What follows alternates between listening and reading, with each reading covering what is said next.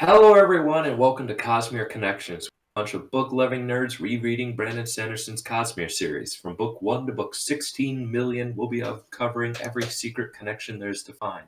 Today, we are joined by Swiggity Swoo. Let's do it. Glad to be here. John. I ate a pig and a horse. Kay. They were the Terracemen. And special guest Rosemary from the 7th.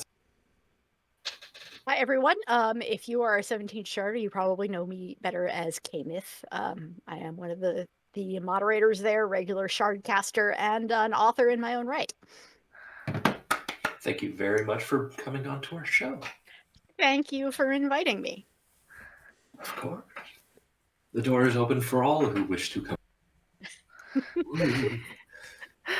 Yeah, we're trying to be inclusive this season. We've had a couple more guests lined up, and so far it's been a lot of fun. Those have been my favorite episodes of when we had people on.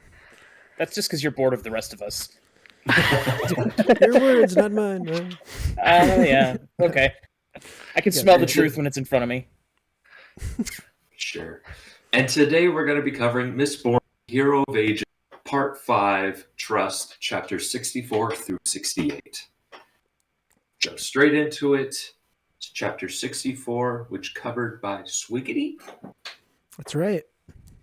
Yes. My memory is working. Okay, so Chapter 64 has kind of a long epigraph. So you're going to summarize it, right? I'm so on the fence about this. We have 5 chapters to get through, so I think I will be summarizing this one. Normally we'll read them, but... Ruin paid little attention to Fadrix because he thought that the Lord Ruler might be trying to deceive him with the caches. He sent another of his pawns to investigate. I wonder who that could be. If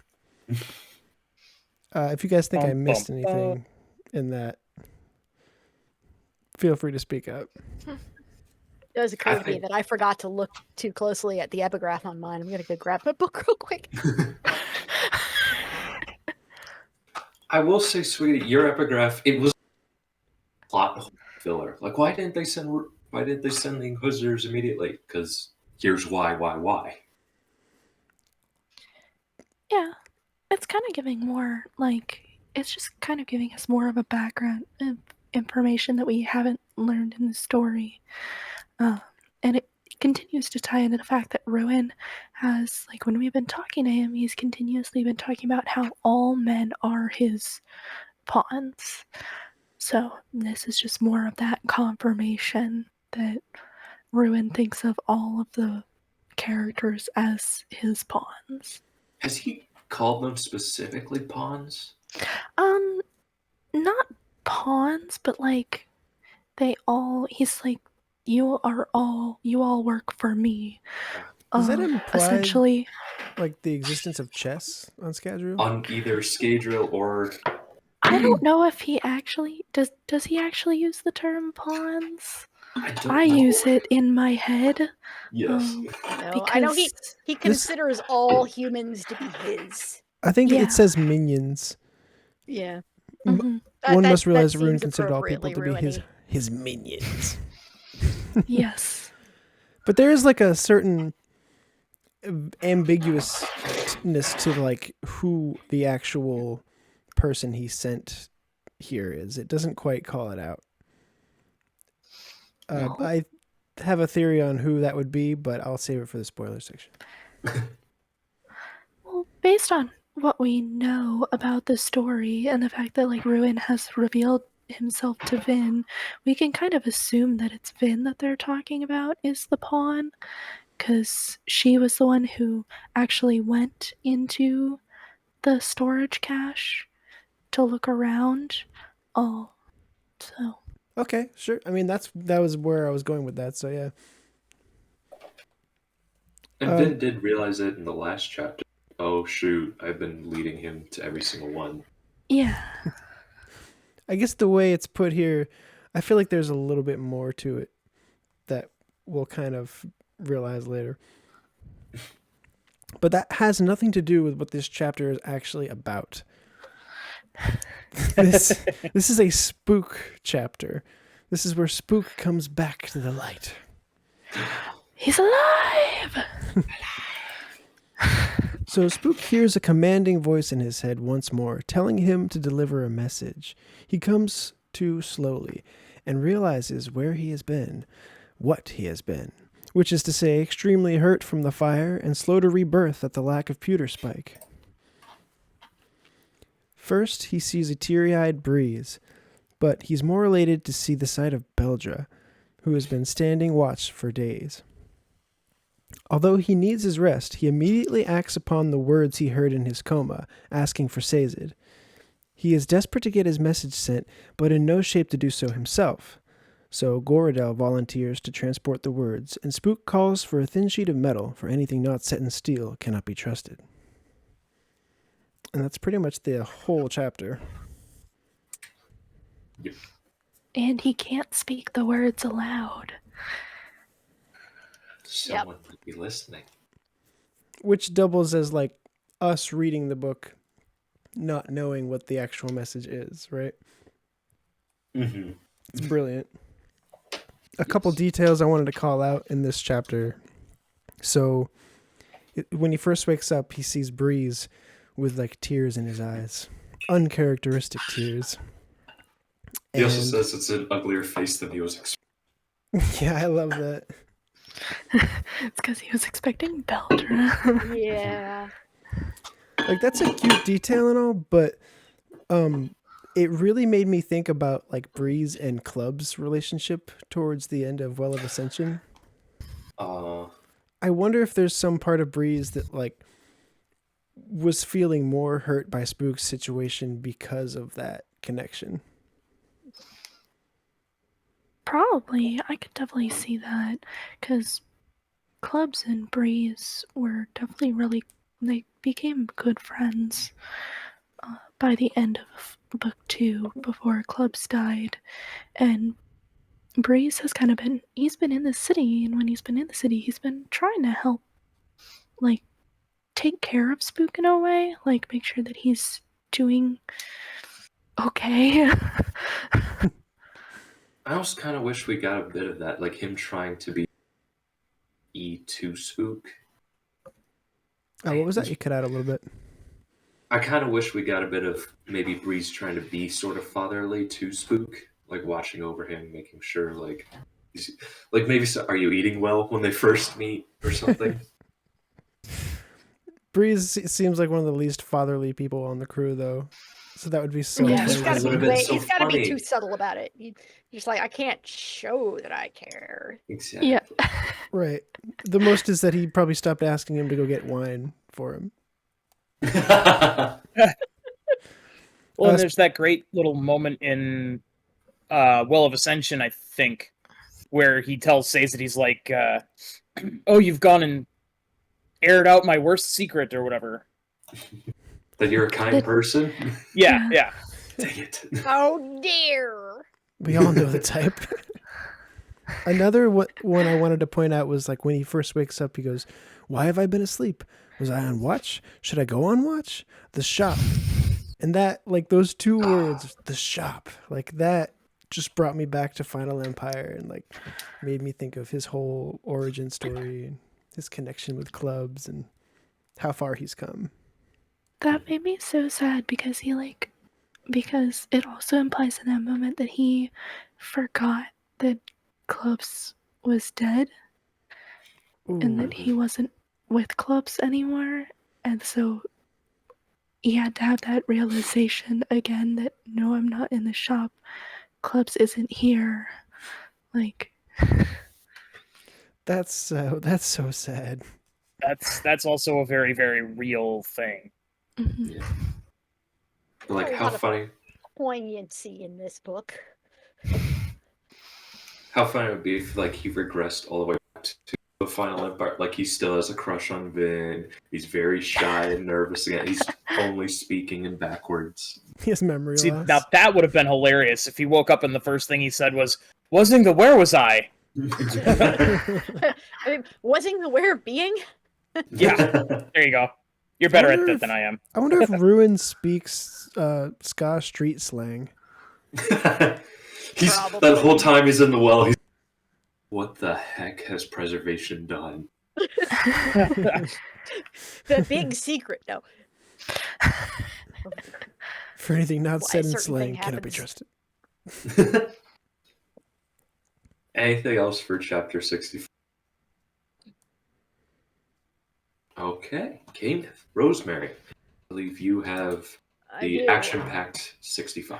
Yes, we are bouncing back and forth between all of the scenes. I got the chunky chapter because, guess privilege, I guess. Yeah. That was gonna be mine. Privilege, punishment. You picked 2.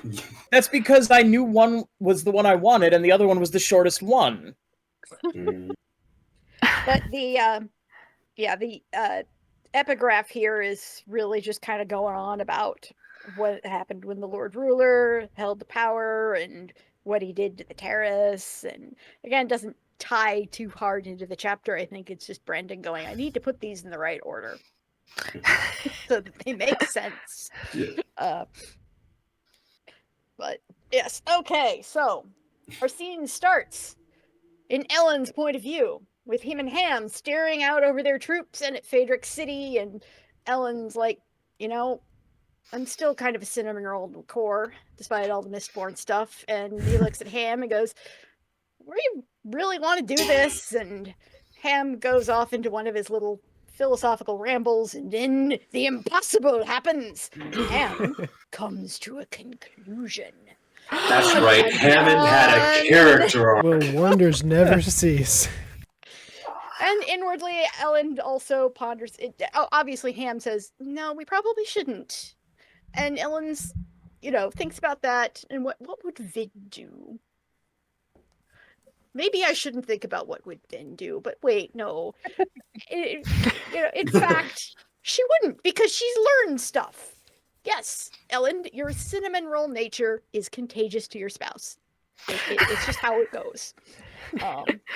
And we do have to call out the fact that it is really adorable that they are basically having similar thoughts about each other in what is essentially close to the same moment. Whereas Vin is thinking about what Elend would do, and Elend is thinking about what Vin would do. It's very, very cute. You want me to pause between scenes, or okay?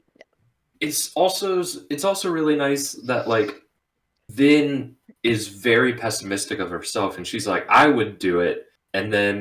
But he wouldn't. And then Ellen's like, it makes logical sense, but Vin wouldn't do it. And he seems to know her more than she thinks she does. Because he remembers the attack on Set's Keep. Mm-hmm. Yeah, and how badly that affected Vin. And Vin's just like, Ellen's a better person than I am. And Vin's like, and then Elend is like, Vin is a better person than she thinks she is. Mm-hmm. I do think it's cool that this whole thing ends up being like, well, the only way to stop Ruin is to trust each other. Defeating Ruin with the power of friendship. And love. Since we can't literally co-conspirate, or we need to just look into each other's eyes. Exactly. Oh, wow. Oh. Speaking of power of friendship, this is our sixth member, apparently. Maybe. Surprise! Hello, Brian! Yeah. Well, this will be fun in editing. What's editing? We don't don't do really that edit it. I just join. Dragon just kind Dragon- of I'm like Kelsier. I just show up late to everything. Yup. Hey, if you're always We on watch time, this it implies you have nothing better to do. Punctuality. Exactly. Spit on it. We're just starting chapter 65. Beautiful. And Been through the first scene. yes. And I was just about to comment that Elend knows that, okay, if we're giving up on the attack part, there's no reason to do the siege. Because he'll know I'm not going to actually do it, so I might as well head back to Luthadel. Everybody's in a different spot now. I don't know where to look anymore. Wait a minute. Reader doesn't have a necklace. I don't know what's going on. This is what happens when the new joiner is first in alphabetical order. I was going to say alphabetically precedes everyone. Madness! Well, at least I don't have any kind of fancy setup to worry about. It's just the boxes. Yeah. Meanwhile, with a Shardcast, it's everything has to go into the frames. Otherwise, it completely breaks, right? Yes. Yeah, yes. Not today. All right. Anything else for? Oh, no. I was going to say anything else for this point of view. Nope. Let's go. All right. Switching to Vin for scene 2. We've got the Koloss army pulling back, and Vin is all, yes, excellent. And Ruin is deeply confused, has the cartoon question marks floating over his head. And then Vin has an idea, and she takes a gamble and pulls a ha-ha, we had you fooled all along monologue. And see, the thing you have to understand about Ruin is that he's basically a Bond villain by temperament, evil plans, and general scene-chewing bombasticness. He's not quite so far gone as to be goadable into revealing his entire evil plan, but it's so close to his archetype that it seems totally realistic to him that anyone else would do it. So he buys it, hook, line, and sinker. And while Marsh is kind of shaking Vin around, she tries to do a pickpocket and she misses her roll, so no metal vial quite yet. And Ruin orders Marsh to order yeomen to order his men to attack Elend's forces, which at first blush seems like a terrible idea. And that is the end of the scene. Ruin has some extra tricks up his sleeve. Yes, yes. We'll get to that in later scenes. Mm-hmm. So, first of all, Reen would be very disappointed in Vin because he tries to pickpocket Marsh. Then again, she's under stress, and sometimes she just get a bad roll on the D20, man. Yeah. Sometimes you roll a 3, and it just happens. Yeah. And she is pickpocketing an Inquisitor, which I don't think anybody has ever done before. So point given. At least she didn't roll a nat 1. Yes. Yeah. But, like, She it's didn't another get one. I mean, she Caught. probably rolled at disadvantage while she's being shaken. Like, come on, roll 2 dice, take the lower of the 2. Like, But it's give another one give of credit where these, credit's due. little callbacks to, like, the Final Empire. You know, for me, it's like, oh yeah, she spent most of her life just being a street thief. Like, of course she's gonna want to pickpocket an Inquisitor like it's nothing.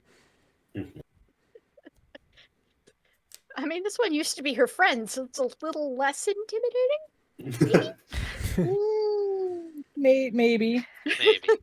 Maybe.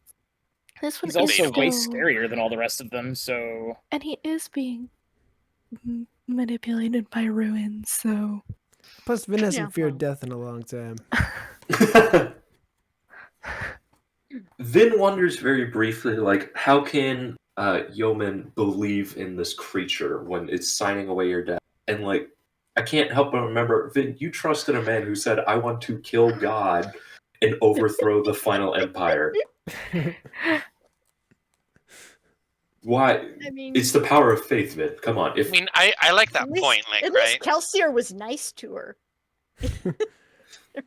Yeah. Half of it was just Vin's Ruin's a dick. curiosity, though.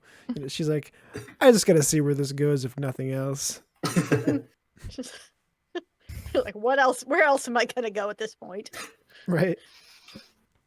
I can fly Stick now. around so- for the ride. Any more comments about this point of view? I don't I think don't so. know. Yeah, I like that you can start to see Yeoman start to break a little bit. You can start to see him realize, like, he's in over his head and just He has doubts right now. He's pushing them away, but they're there. tell them the Lord Ruler will protect them. Like, that's all Yeah, he can come up he's with. sort of getting stuck in sunk cost fallacy at this point. Right, so scene 3 is very short, and basically consists of Elend and Ham being very flummoxed at Yeoman's army does a very stupid move and attack them. Luckily, along with his Mistborn powers, Elend has a very healthy dollop of genre savviness and knows that there's something else going on here. This is terribly, terribly wrong. We're gonna run away now because that seems like the thing to do. And he's right. Unfortunately, it's not gonna be enough, but he's right. It's also, he references what they would do with the Koloss in the beginning of the book and how charging at them puts them in a state of confusion. Like, who the heck is charging at a Koloss? And might make it easier for control, which maybe gave Ruin a bit of an edge when he does so in a few point of views. Yeah, I don't know that Ruin really needed that edge, though. No, but I'm sure it like it doesn't hurt. Well, but the Koloss were also like running away, so they might not have even been like. They might not have noticed. Yeah, they're getting dragged along by their psychic leash, going, "But there was a fight." Yeah, no.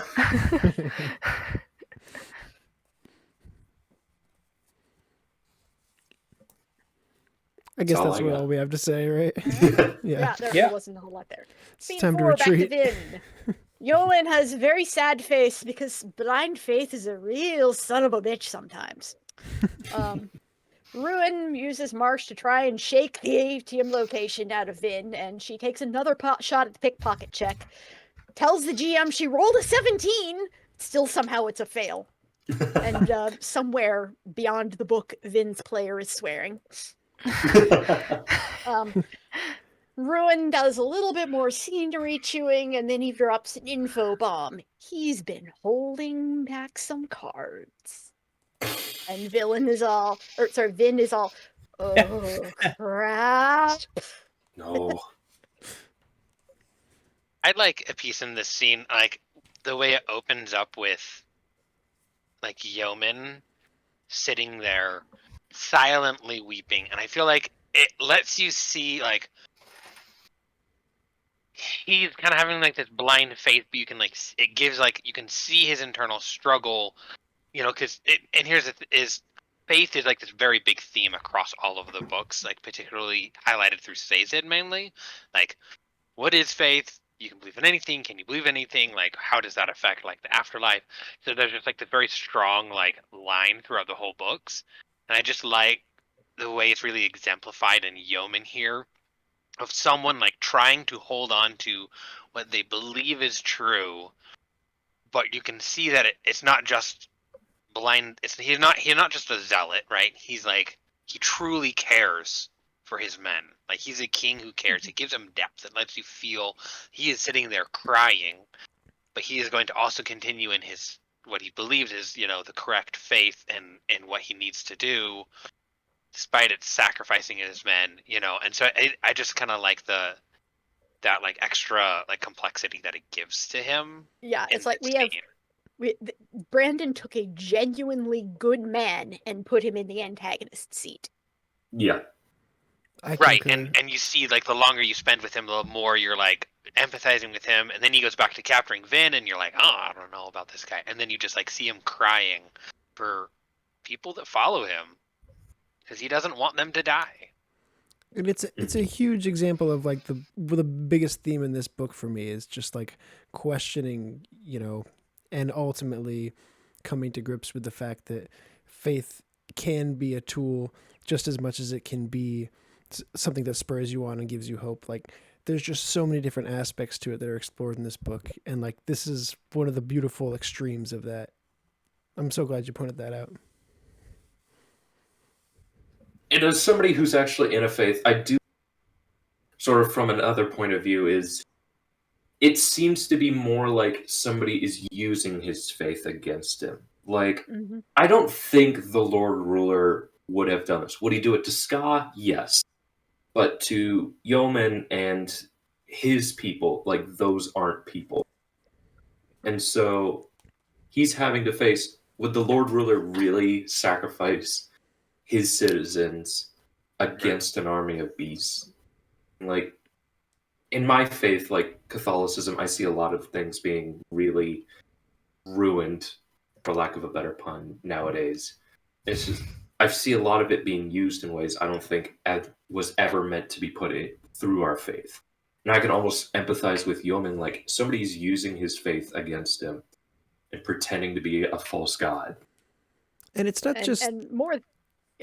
well, it's not just the religious aspect of it too. Like we find like ideals explored in this book in the same way. Like in the same chapter, Vin comments how Yeoman is nearly as frustrating as Elend is at times, which like we have seen Elend like grow from this idealistic person who refuses to budge with his morals in like Well of Ascension towards the beginning and has to come to grips with reality and process that whatever you personally believe in, we have to be realistic about these things.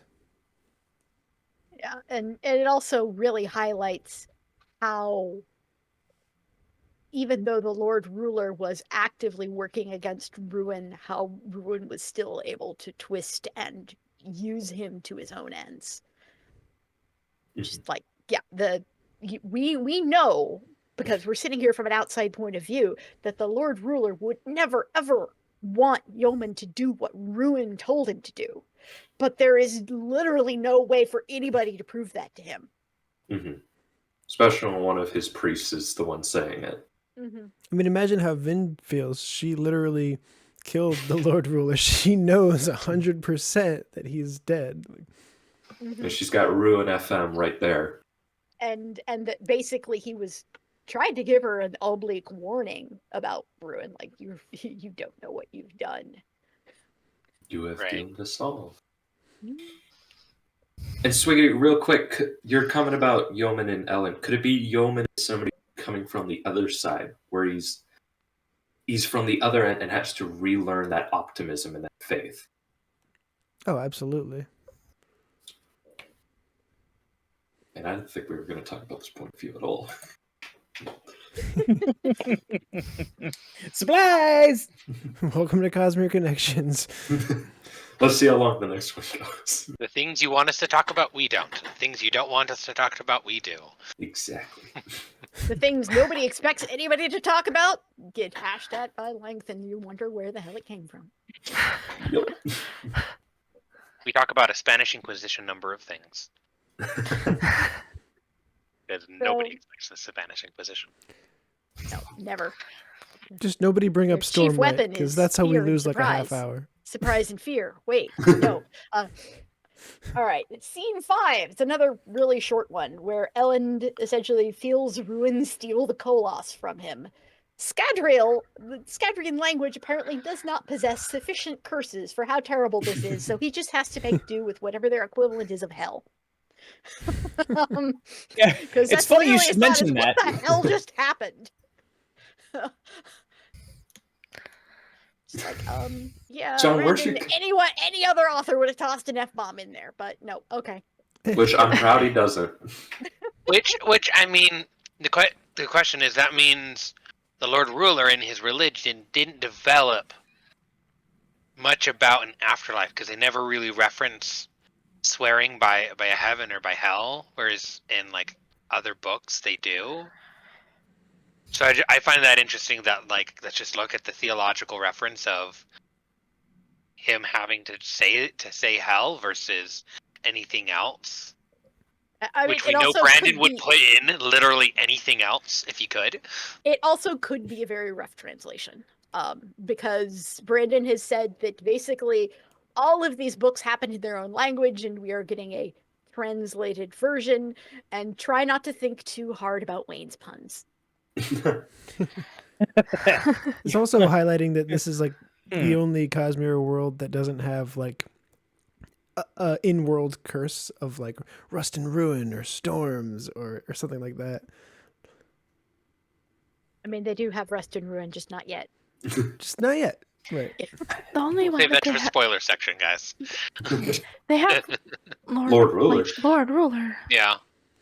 Instead of Yeah. instead of God, they have Lord Ruler. But other than that, but it's kind of interesting because Lord Ruler can be used as, I mean, it can be used like an F-bomb. You could oh, Lord Ruler, that's amazing, or oh, Lord Ruler, there goes the neighborhood. You know, like it's one of the only ones like that. I love how there are moments highlighted in some of the books where Vin, uses the name and then she's just like, I killed this guy. Why do I still swear by him?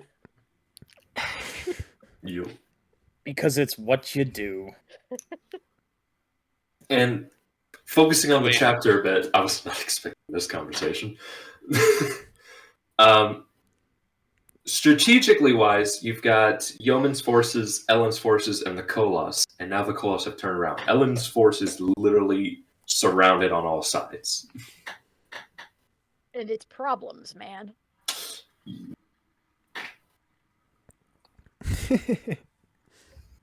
All right. Are we done discussing linguistics? For Probably now. All right. Scene 6. We're back in Vin's head. Ruin goes on a gloat fest, and Yeoman looks very relieved. And Vin points out that Yeoman's men are still going to die, but he still doesn't believe her. Vin, while still being manhandled by Marsh, makes one final pickpocket check and finally rolls a nat 20. Which doesn't do anything outside of combat. Shush. Hey, I read the rule book. It depends on the GM. And yes, and fun all this of way. the GMs who make a nat 20 do whatever they want are wrong. Well, they can be wrong. It's more fun that way. Rule of cool. Objection! Overruled. Yeah. Okay. I'm sorry. My last Brandon D&D disagrees. game, in my last D&D game, I played an anime magical girl crammed into a warlock template. Rules are rules. I mean, yeah. Oh, boy. So Vin gets the vial of metals and she downs it, and it's Mistborn time, bitches. So Marsh probably ought to be dead after the Duralumin seal pushes Vin's earring into his head, but instead he's just down for a bit. He's still too important to the plot to be allowed to die yet. Vin tries to convince Yeoman again that he needs to call his army back, but the guy is locked into a faith fugue. But Ruin forgot a thing, because he's overconfident. Again, Bond villain. Vin had 1,000 Koloss of her own, and Ruin only bothered to grab the ones Elend controlled. So she orders hers to attack Yeoman's forces. Ruin grabs them pretty quickly, but it's too late because he saw the Koloss start to turn on his men, so he orders a retreat. And as a special bonus door prize, he also orders them to let Elend's men in as well. Yay! Marsh gets back up to fight. Vin tries to use Allomancy to grab him like a Koloss, and it almost works. Not quite. Marsh turns on the Feruchemy, and it's fight, fight, fight for your lifetime. But then Vin draws on the mists. She doesn't know why, but she does. And she manages to grab his mind for a moment with Mistfield Allomancy. And she gets a glimpse in there that shows her once and for all that Ruin and the mists are not the same thing. Important plot point, yay.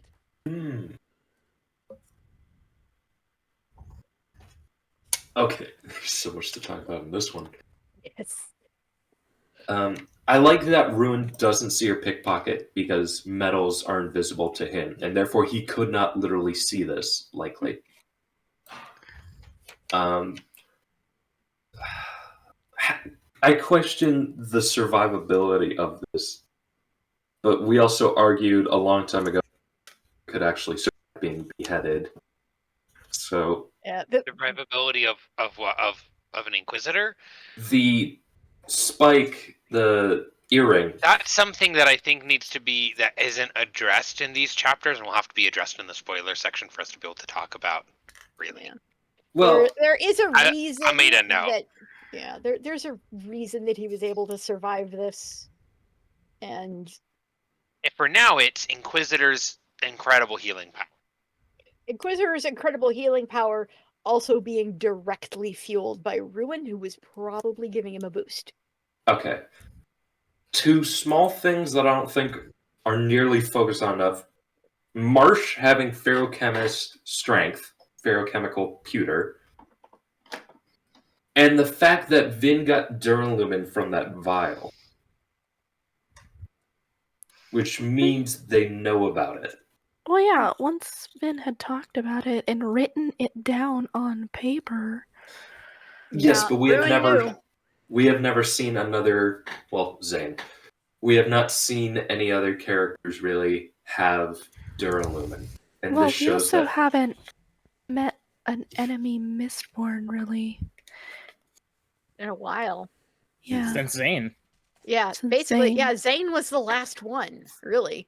I think she and Elend are the only ones left. And humans, supposedly. So is it as simple as like Lord Ruler would never allow the Inquisitors to use Farakimi because then they could potentially compound and be as strong as him, and he still needed to be. But like Yeah, at the but beginning Ruin of has this, no such compulsion. He's just like, stab the extra spikes in. Oh, More power. and in the first couple chapters of this book, we see like the Inquisitors moving super fast, like faster than they've ever moved.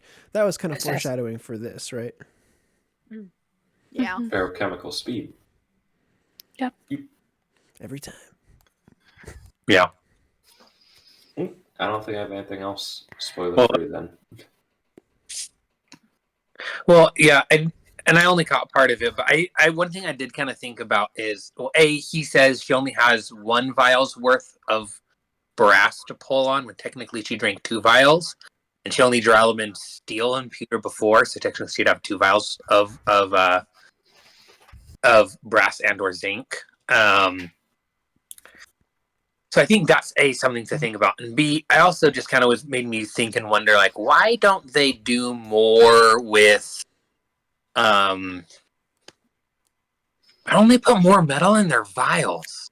Like, particularly Vin and Elend, like, they're now using Duralumin for stuff, and it's based off of the amount of metal inside of you. So it's like, the more metal flakes you have in your solution, the more powerful your Duralumin push or pull, you take your pick. I would say that I think that it has to do with the fact that, like, to have it where you can drink it, you can only have a certain amount of powdered metal in the vial. Because you don't want it slicing with, up your throat. Yeah, it also has to do with being able to control how much power output you have. Because if all of your vials have a crap ton of metals in them, then you burn Duralumin, you're gonna get all the maximum in there when maybe you don't necessarily want that much, and you might accidentally put yourself into orbit, and that's no fun for anyone. So, there's also the whole thing of these books have been out for qualify as fun for people, something like 15 years now, or I don't know exactly what the dates were. So we've had a long time to think about this. Vin and Elend have had like a year. Okay. Tippy tops. Remember that they did have beads, and at some point, and they have used beads in the past. But I do believe Kelsier stated long ago the reason they do them is so an Allomancer can't push or pull on them, and that's why they put the dust so much.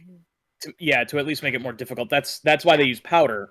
Atium comes in beads, and they also use pewter beads when they do their pewter drag to go and try and save the army. So like they can do beads, but remember those can be pushed in. Yeah. Right. But it's like only like too, right? They're like tiny amounts of powder inside of this. So it's like, you got like a total number of all like things infused into this is like maybe like a quarter of a teaspoon. So you just like included a little bit more. I don't think we can tell like how much is in the vials, though. No, it's a small vial, right? They're small. They come from belts, and it's mostly an alcoholic solution with like a small amount of metal. I guess like what I'm thinking is like Kelsier said to burn off your metals before you go to sleep because they are toxic. So imagine you have like you drink a vial of brass in the morning. If that's like a double or triple dose, like that's just a bunch of brass in your system all the way long. You don't want to waste your metals. Well, but when you're the Empress, does that cost matter when the world's gonna end? Yeah. I could go get you a 4-ounce vial that would be probably 4 times that size, and it would still fit nice and neatly into a bandolier or on a belt. So Yeah, and you also need to make sure that what you're drinking is quick enough you can down it in a very quick swallow. And yes, and you also don't want to get drunk in the process. So it might not even be, the vial might not even be that. Sorry, Drake. We're just like hitting you over the head with 6 people, go! I just full of pewter powder. Like, what are you talking about? We're just which they have done. So Well, and Vin Anyway. at one point chokes Pewter down dry, so like there's that too. Yeah. That's true. And I mean, I've got prop metal vials that I made myself. That's super cheap ass whiskey and key shavings, and I'm like, I wouldn't actually want to try to drink that even if it wasn't Mistborn. Those look painful going down the throat. Mhm. That's That's a very valid point. Well, I'll tell you what, at the hardware store, when you ask for key shavings, they do look at you kind of funny. They'll give it to you, but they think you're weird. To be fair to most people, you probably would be. But not to us. No, not to us. To us, you're just one of us. One of us. Okay. Ship, part of the crew. Yes. Do you also get some lock shavings so that way you can have a key and the lock together? I work in a I'm machine not shop, so saying- I've Little- constant You access to metal understand what I'm shavings. talking about, because when they make keys, they grind I- them, and there's all the little metal shavings. I know, and I Yeah. We can't hear you over Reader digging through his Oreo tray. Sorry. Yeah.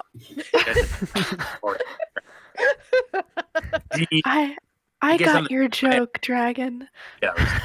I got it. I got the joke. Key, lock, yeah, I get it. Apparently, I Set got the is a joke, Viking but, in this chapter. I'm a little bit too pedantic for my own good sometimes.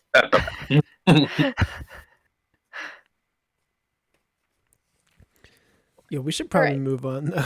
Yeah, there's Yeah. one Yeah. more scene. One more very short scene. Because where Elend can't steal the Colossus back, so he and his men, they're stuck fighting for their lives. All seems lost. Oh, no. And then Vin shows up and says, "Hey, let's go flee into the city now." And because Yeoman said it's cool. And then Elend's just like, "Yay, you're alive!" And also, yeah, let's get the hell out of here.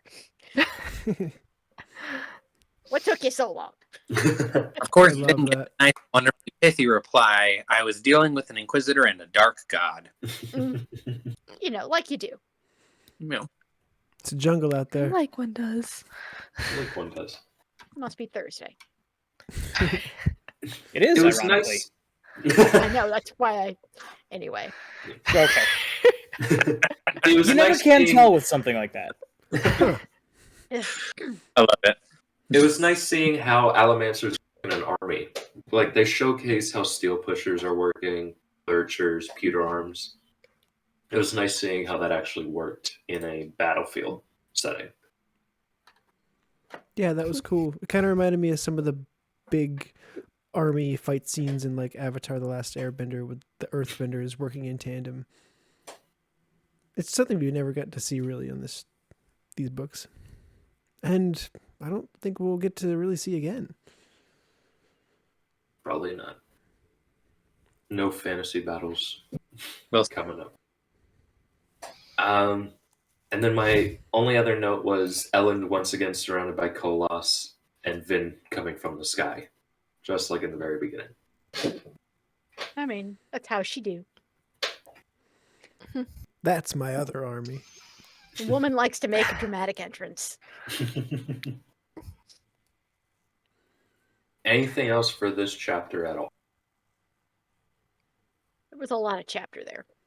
I guess There's a lot of chat. the only thing I had to say is just I kind of gripe at like Ruin taking over all the Colossus, but forgetting about 1,000 of them. It wasn't so much. It wasn't like it was less forgetting and more like he's like, this army belongs to Elend. I'm going to take it away from him, and that's what he focused on. And if he noticed that the other Colossus didn't follow along, he didn't care because he didn't think they were important. He's like, I got enough. Also, in my mind, the ash has been falling the past days. Vin has basically ordered them to stay put. What if they're completely covered by the ash, and then Vin has them wake up and like they shake it all off, revealing themselves? That's kind of what it sounded like based on like how it was described in the chapter, was that these Koloss like were kind of quote unquote like woken up and like had to come out of the ash. Buried in ash. Yeah. Because sitting there for not just a day, but the entire time that she's been, for the days/weeks, she's been trapped inside the city. So it actually says that completely buried. You know, just like these little like blue heads sticking out, like with little piles. Now I'm picturing Koloss wearing like a beanie hat with a propeller prop on top. Or the terrifying It's image all of gray. 1,000 Koloss just suddenly sprouting from the ashes. That would be terrifying. That's And the trailer charging the shot right city. there. That's the trailer shot right there. Okay, John, are you ready for your chapter? I am. So, Inquisitors had little chance of resisting Ruin. They had more spikes than any of his other Hemalurgy creations, and that put them completely under his domination. Yes, it would have taken a man of supreme will to resist Ruin, even slightly, while bearing the spikes of an Inquisitor. Dun, dun, foreshadowing. Yes! Well, So, go ahead. I was gonna say it's not even just like foreshadowing, but we already see Marsh having some amount of like autonomy and control inside of his mind. So it's like in my mind, like these 4 words is like just highlighting how awesome Marsh is, because like you already see he has his own mind as he's going through these books. So it's like obviously he's a lot stronger than pretty much any other Inquisitor. I continue, John. Okay. He's also at the biggest. Sorry, he's also at the biggest disadvantage because he has more spikes than any other Inquisitor. Yeah. Indeed.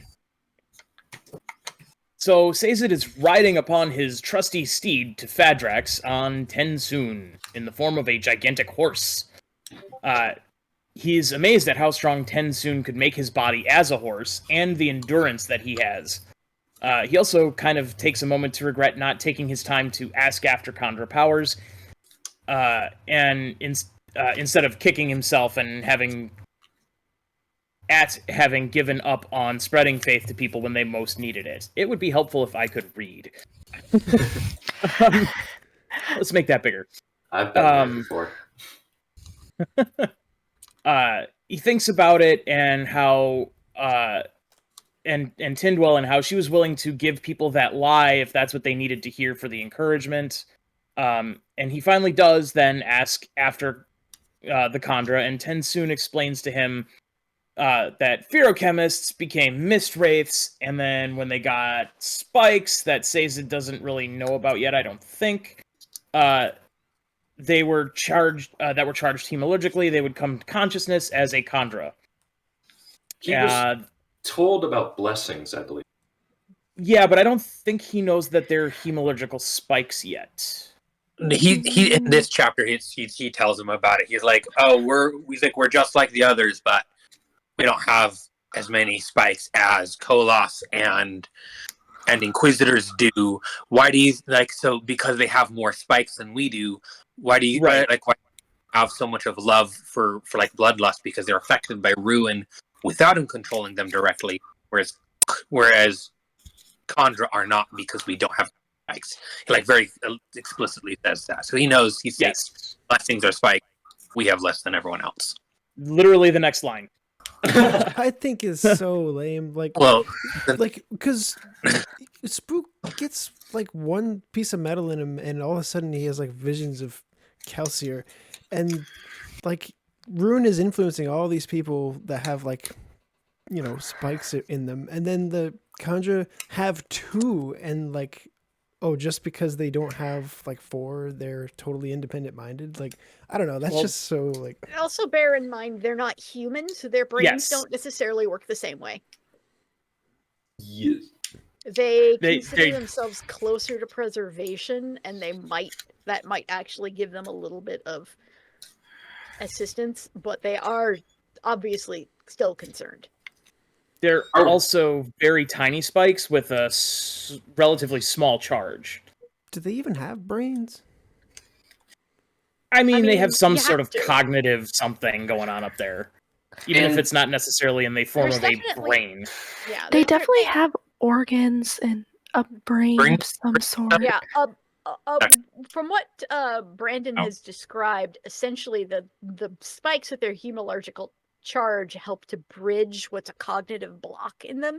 So their mind is in there, or at least in some portion, and they need the spikes in order to make it go burr. And this might need to be censored in case I'm already thinking about things in the future. We also know that preservation and ruin work together to create mankind, right? Mm-hmm. That means they already have a bit of ruin in them. So it's that base level ruin plus the spike. I don't know, guys. I mean, the still Kandra and Mistwraith still have that bit of ruin to them too, but yeah, because I mean, they started out as human. They got changed from being human into Mistwraiths. Okay, but by the Lord Ruler using preservation's power, which may have instilled them with a bit more preservation than they had before. And Raider, all creatures in this world were made by preservation and ruin together. Mm-hmm. It's just that the humans have a little bit more preservation in them than ruin. Yes. Okay. And that's what makes them sapient. Yes. Fair enough. All right. Good points. Let's see, where was I? He finally does ask after Kandra. Tensoon explains how the ferochemists returned to Mistwraiths and given the blessings. They were the last of the Lord Ruler's creations and most subtle. They are also the most free to think, least affected by Ruin's influence. Last of them. Remember that. I got a note to bring up in a later chapter. The exact wording is the third and last. Bring that back into detail later. Okie dokie. So Tensoon then delivers a bit of prophecy to Sazed, saying the hero will bring an army of Allomancers to the homeland to fight. Then he drops Sazed off at the homeland, explaining how close it is to the pits. Sazed is shocked at how quickly they arrived. When Tensoon leaves, he offers farewell to Tensoon, saying, "May our God watch over you," kind of showing that he's got this glimmer of his faith sort of starting to come back out. Sazed hefts his metal mines and his book, and he starts trudging off through the probably waist-deep at this point ash towards the entrance of the homeland, which he then falls into like Wile E. Coyote. He uses a little bit of tin in a tin mine left over to kind of see until even then the tin is not helpful enough to pierce the total darkness. But eventually he does meet up with a pair of Kandra guards wearing true bodies, which kind of surprises him for a second there, and he observes it and makes note of it. And he shocks the guards by telling them who he is and why he's there, and that he's in fact not a Kandra coming back from contract. And he uses his knowledge of how they kind of work to sort of force them into taking them to meet the leaders, which is where the chapter ends. Time to get some answers. Right?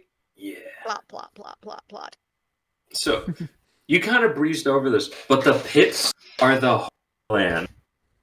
Well, they're adjacent to the homeland, like immediately so, such that they overlap a little bit.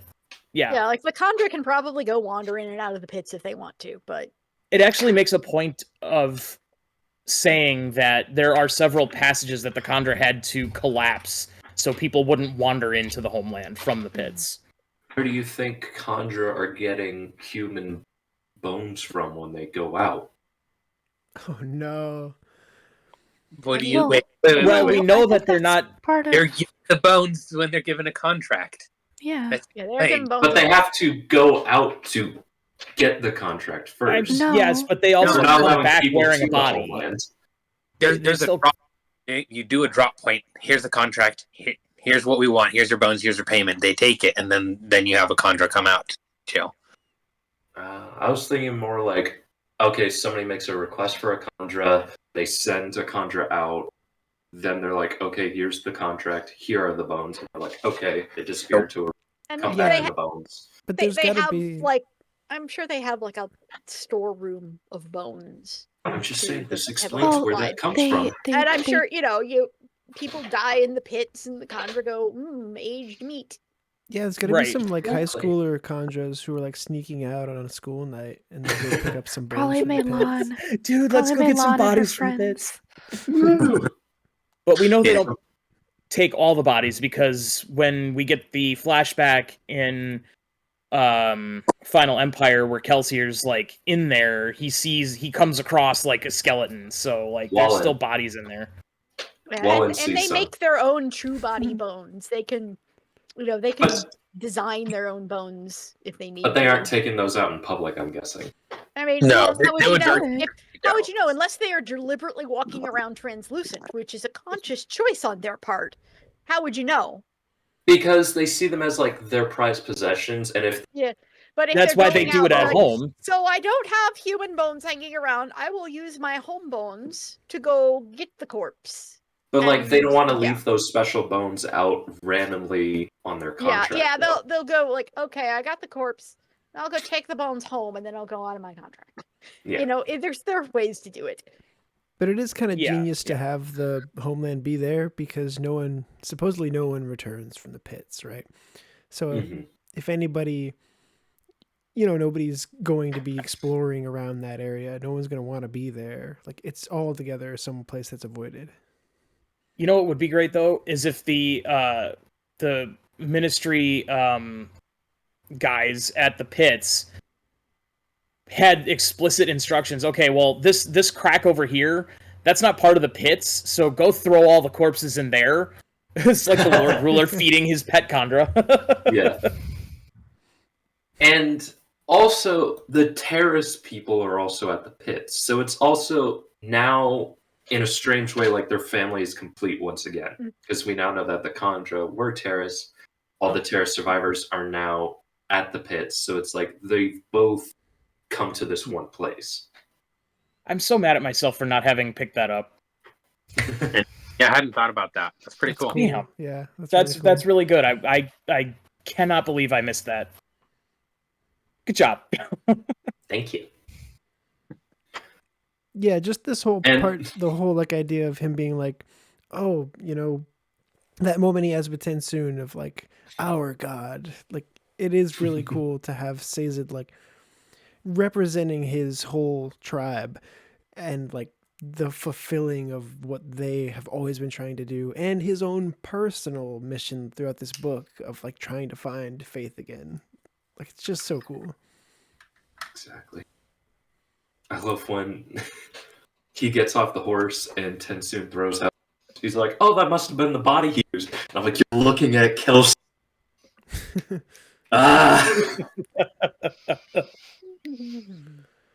These are bones of significance. And my only other note is, if the guards have like their spears down, and for whatever reason Sazed charges at them and impales himself, does that count as a Kandra killing a human? Yes. I wonder if Kandra used the expression, "I've got a bone to pick with you."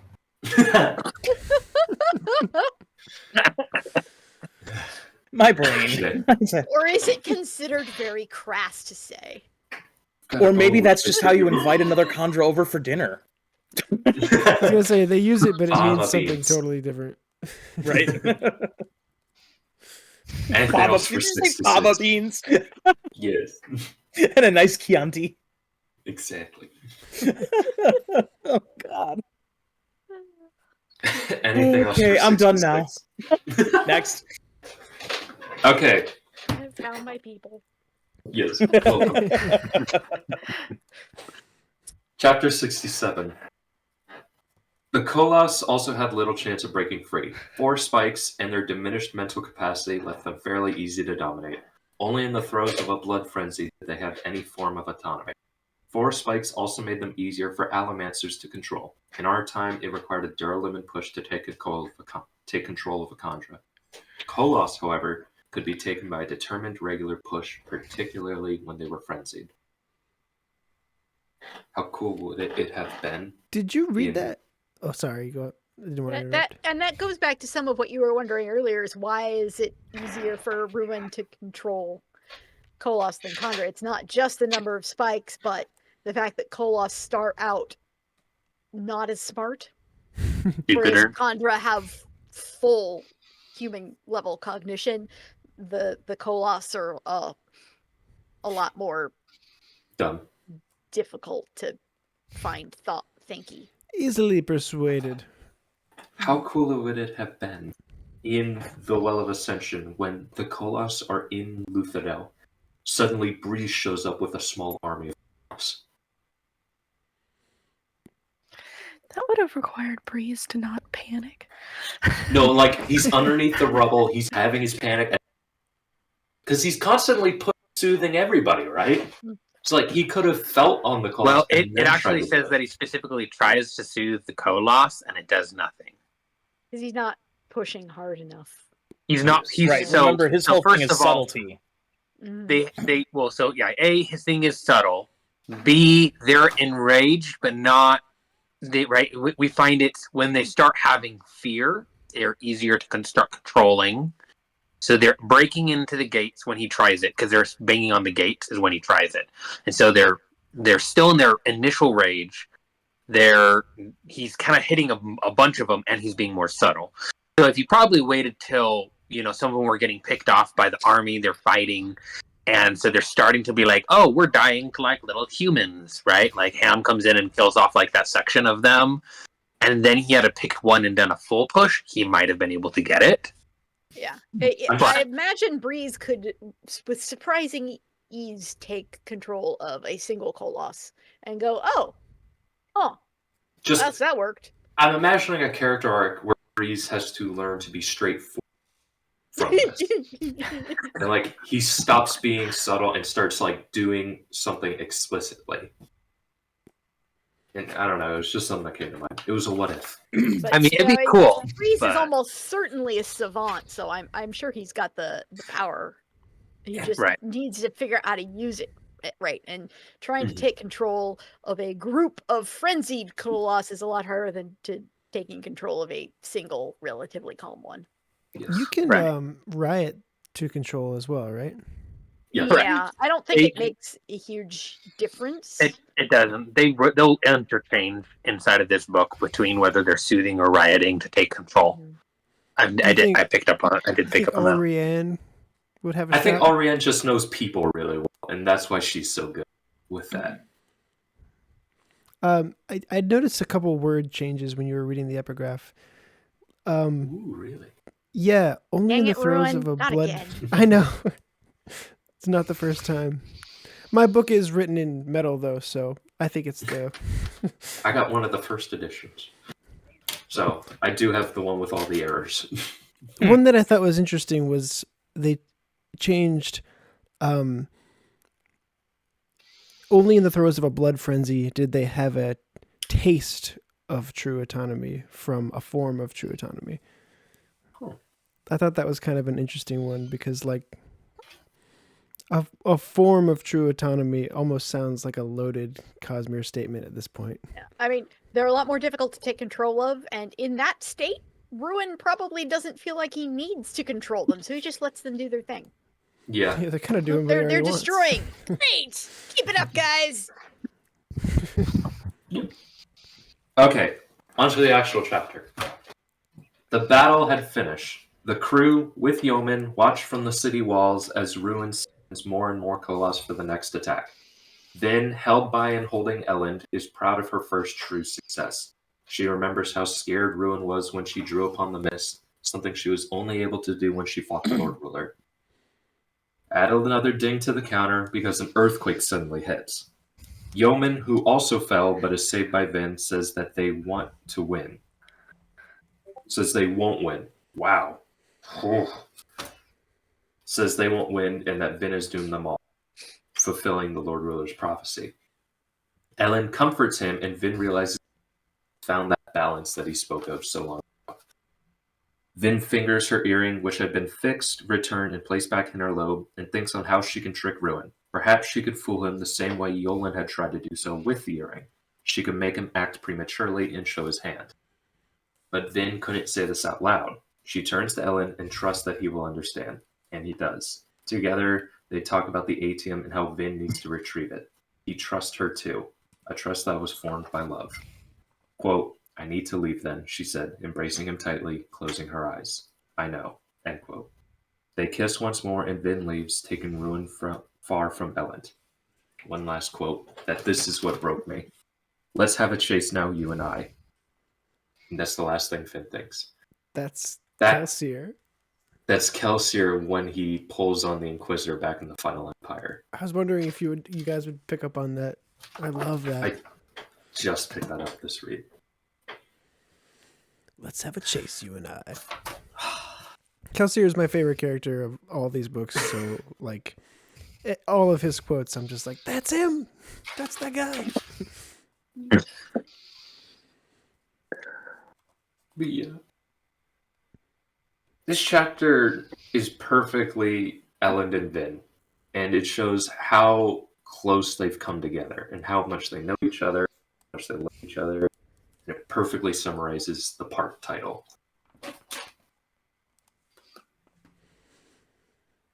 I agree, and it kind of goes back to what I was saying before, like, to defeat Ruin, they need to trust each other, which has much been their arc throughout these books. Like, in Well of Ascension, we saw them fighting to kind of let themselves let each other go if that was the required course. You know, that was like Vin's big arc. And in this book, it's even put to the test of them being separated for so long. But like, the trust is such a huge thing because it's right in parallel with faith and how that's like a huge theme. And there's just like, I'm seeing like all these different avenues of faith and how it, you know, kind of permeates your life in different ways. Like, this is just another example of that. Vin never did find a religion that felt right to her, so she puts all of her faith and trust in it.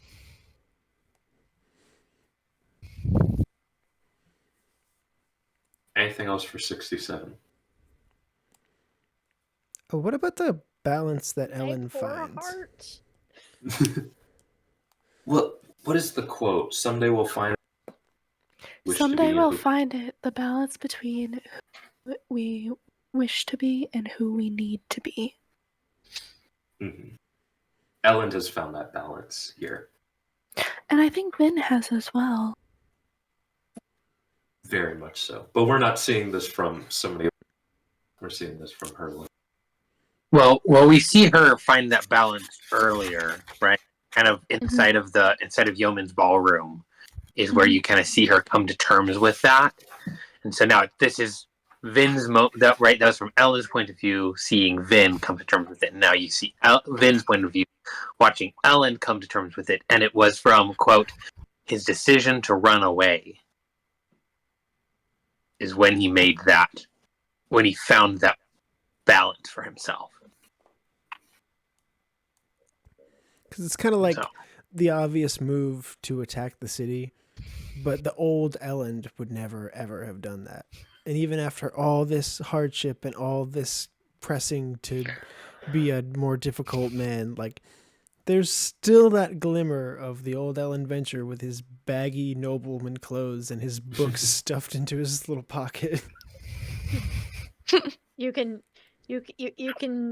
toughen the cinnamon roll up, but in the center, he's still got that gooiness that just never goes away.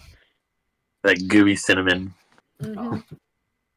A little bit of icing mixed in. Yeah. I love them so much. Which they both have found it as well, because Vin, like, she was the one who convinced Yeoman to let them enter the city. So her kind of arc of shooting first and asking questions later has turned into her like being political. Even if it did require kind of tricking him a little bit. Yeah. She tricked him with the truth. Yeah. Yeah. Okay. Okay, you have 68. 68. So, in this epigraph, we learn a little bit more about the first Kandra, which actually does have to do with my chapter. Wild. So that means you're going to read it, right? I'm not going to read the whole thing. It's 3 paragraphs. Okay. That's too much. So In your opinion. 3 paragraphs is too much to read. We're gonna. Hey, So- tell us about these 3 Yep. paragraphs. What did you So- pick out?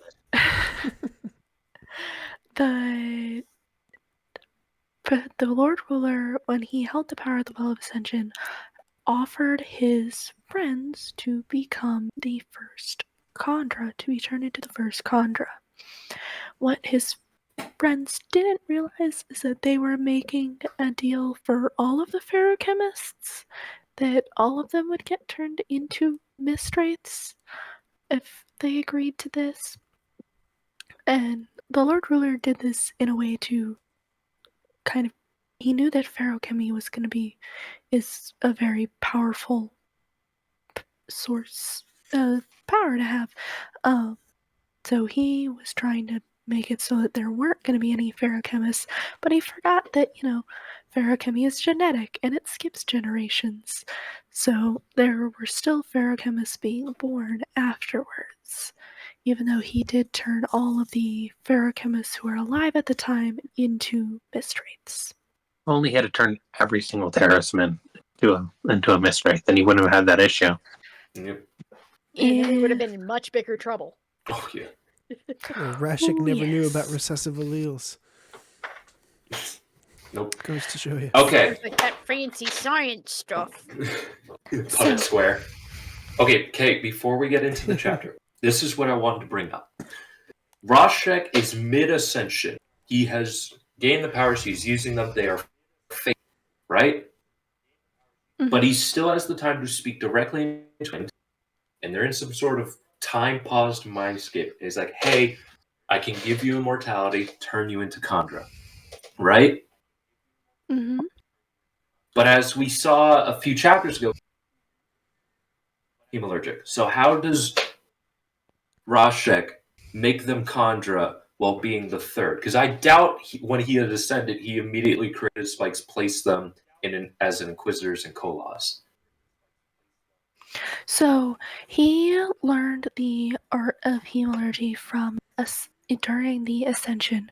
Ruin gave him that knowledge when he was ascended, and he used it first, I think, to create the Kolos, and then to create the Inquisitors, and third and final to create the first Kandra. So during his ascension was when he created the first groups of those different types of creatures. And See, bear in mind that he could have just turned them into Mistwraiths at first and then worked at the spike angle afterwards. Mhm. You know. Yeah, but that's the thing is I don't think he created the. I think he had to get the knowledge, and then maybe he could have created the spikes, but he still needed to charge the spikes, which, since those are made of ruin, he couldn't have done with preservation's power. It's like he could not have created these creatures with preservation. I think he pulled the information during his ascension, but he had to actually do the stuff, and he didn't get all that much. Once he had finished using the power, he couldn't really pull any more information out of the ether. He just had to work with what he had. He spent the next 1,000 years experimenting, trying to come up with new hemalurgical creations, and never got anywhere. So did he put all of his friends in a locked room somewhere? So those ones are specifically Jeff, Steve, Christian. I think what he did at first was he turned them into Mistwraiths and then spiked them later. But he had to make because how does he keep track of which ones and which ones were just other Mistwraiths? So he turned them into Mistwraiths, spent a couple hundred years making Koloss and Inquisitors. It wasn't a couple hundred years. No, because he got the information right away, so he could start making Koloss and Inquisitors right away. Right. Like it's not a this would take him that Okay. long. Like 800 years, just to be on the safe side. No. It's like, within the first few years. Do you know how I know? How? Because there are 11 generations of Kandra, and a new Kandra generation is made every 100 years. So therefore, it's been over 1,000 years, and you're starting on your 1100 year, like 1001, 1002, 1010-ish, and he's making his next set of Kandra. So therefore, it had to have been done within the first few years of his reign. But not wait still, there 100 must years. there must have been some time between. Sorry. Yeah, like a year or two, maybe. For Who him knows? to practice this new art, to stab would he have to people, practice? put them in, make sure it works. He wants to verify. He downloaded the information straight from the God Cloud and said, "Hey, this'll work." But he only got the blueprints for those 3 things. But I would think you would want to like check them, like he checks on the. There's now. Okay, that works. That comes back to the Kandra, by the way, great to leave your friends. You cut out. We didn't hear what you said. We didn't hear most of that. I'm so sorry. Dang it, stupid microphone. So we missed your He creates the Koloss. He's like, great, this works. Goes to the Inquisitors, checks it. Okay, now I got my army. Then goes back to where he hid his friends, and then he places the spikes in them. Which, by the way, great to leave your friends like that for who knows how long. But like, there's still. So yeah, he tested it on what he considered the most valuable people first. There's something just a bit confusing about Rashik having the time to like ask his friend, leaves them as mist race for some amount of time. I think it was less than a year. I don't know why you're confused by it, but yeah, there is some sort of delay between his ascension, which we know doesn't happen in a split second, because it does talk about him having power and his power waning and what he does as he has it. So there's a span of time as he changes the world, maybe a minute, maybe a few seconds, maybe it's an hour. We don't actually know, right? So he has this span, so there's technically a span of time. But yes, he does talk to them. He goes, "Yep, you're cool. Turn everyone to mist wraiths." He does have to somehow, dog tag them or put them in a room or something, so he knows which ones. But he likely will then immediately, the first thing he's going to do, he comes out of the cave. It's got a bunch of now he's got a bunch of his old Pac-Man group is a bunch of mist wraiths, and first thing he's going to do is start conquering people. So he just goes to a random village, kills a bunch of people, starts making Koloss. Hey, within a couple weeks, you got your army. Within maybe a few more weeks, you got your Inquisitors. It's not this like hundreds of years. He could probably create his armies and his Inquisitors and then go back to his friends probably within the month. Like, and if you ever wanted definitive timeline on this, don't ask Brandon. Yeah. If you get the opportunity, ask Karen. Karen Alstrom is the keeper of the timeline and the continuity, and if anybody has this pinned down, it's her. Gotcha. Okay, we can move on. That was just something. Oh, you got. I have thought of a thing though.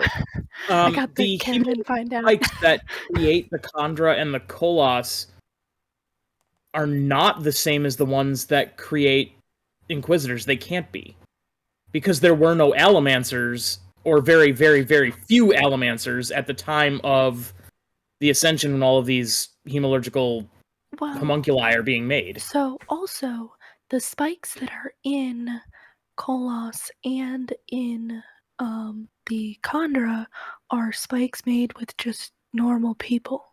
Right, that's what I'm saying. The Kandra ones are? Yes. Yep. They have to Okay. Yeah. Otherwise, he wouldn't have had time to breed Allomancers to spike to get the power to put in the other creatures. So it would have taken like a generation or so to get the Inquisitors done. But there were not necessarily, because there were Allomancers around. They were just much more rare. Not as common. And with his powers, and now he has his power. he has the powers so that To he can seek out allomancers and track down allomancers in the general population to use And also, them when to you can make see the whole world inquisitors. and into every single person's soul, you can immediately go, Allomancer. He's doing a cerebro. Not Allomancer. There you go. you know where to look. Every single Allomancer is in the Yeah, entire you just world. like tagged them all. And I'm just gonna move them into this village while I'm reshooting the land. Hey, there's now a nice, neat little pile of people I can go stab. Okay. It's something that kind of bugs me, but I guess you guys are making. Let the stabbings begin. So, Yay, Tensoon. yes. So, we are in the Kandra homeland.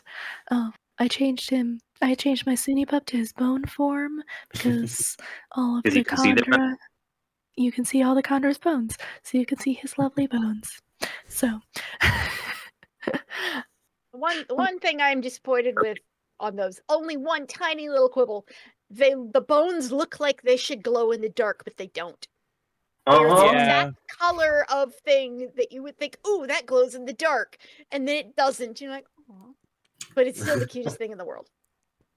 For listeners who cannot see the visual, right now, Kay is holding up one of the Brandon Sanderson's little Sunni pups that came from the year of Sanderson. That's like a little younger puppy. So for that, it's in bone form, and if you ever look at this, you will see that the nose of the bone form is a little heart.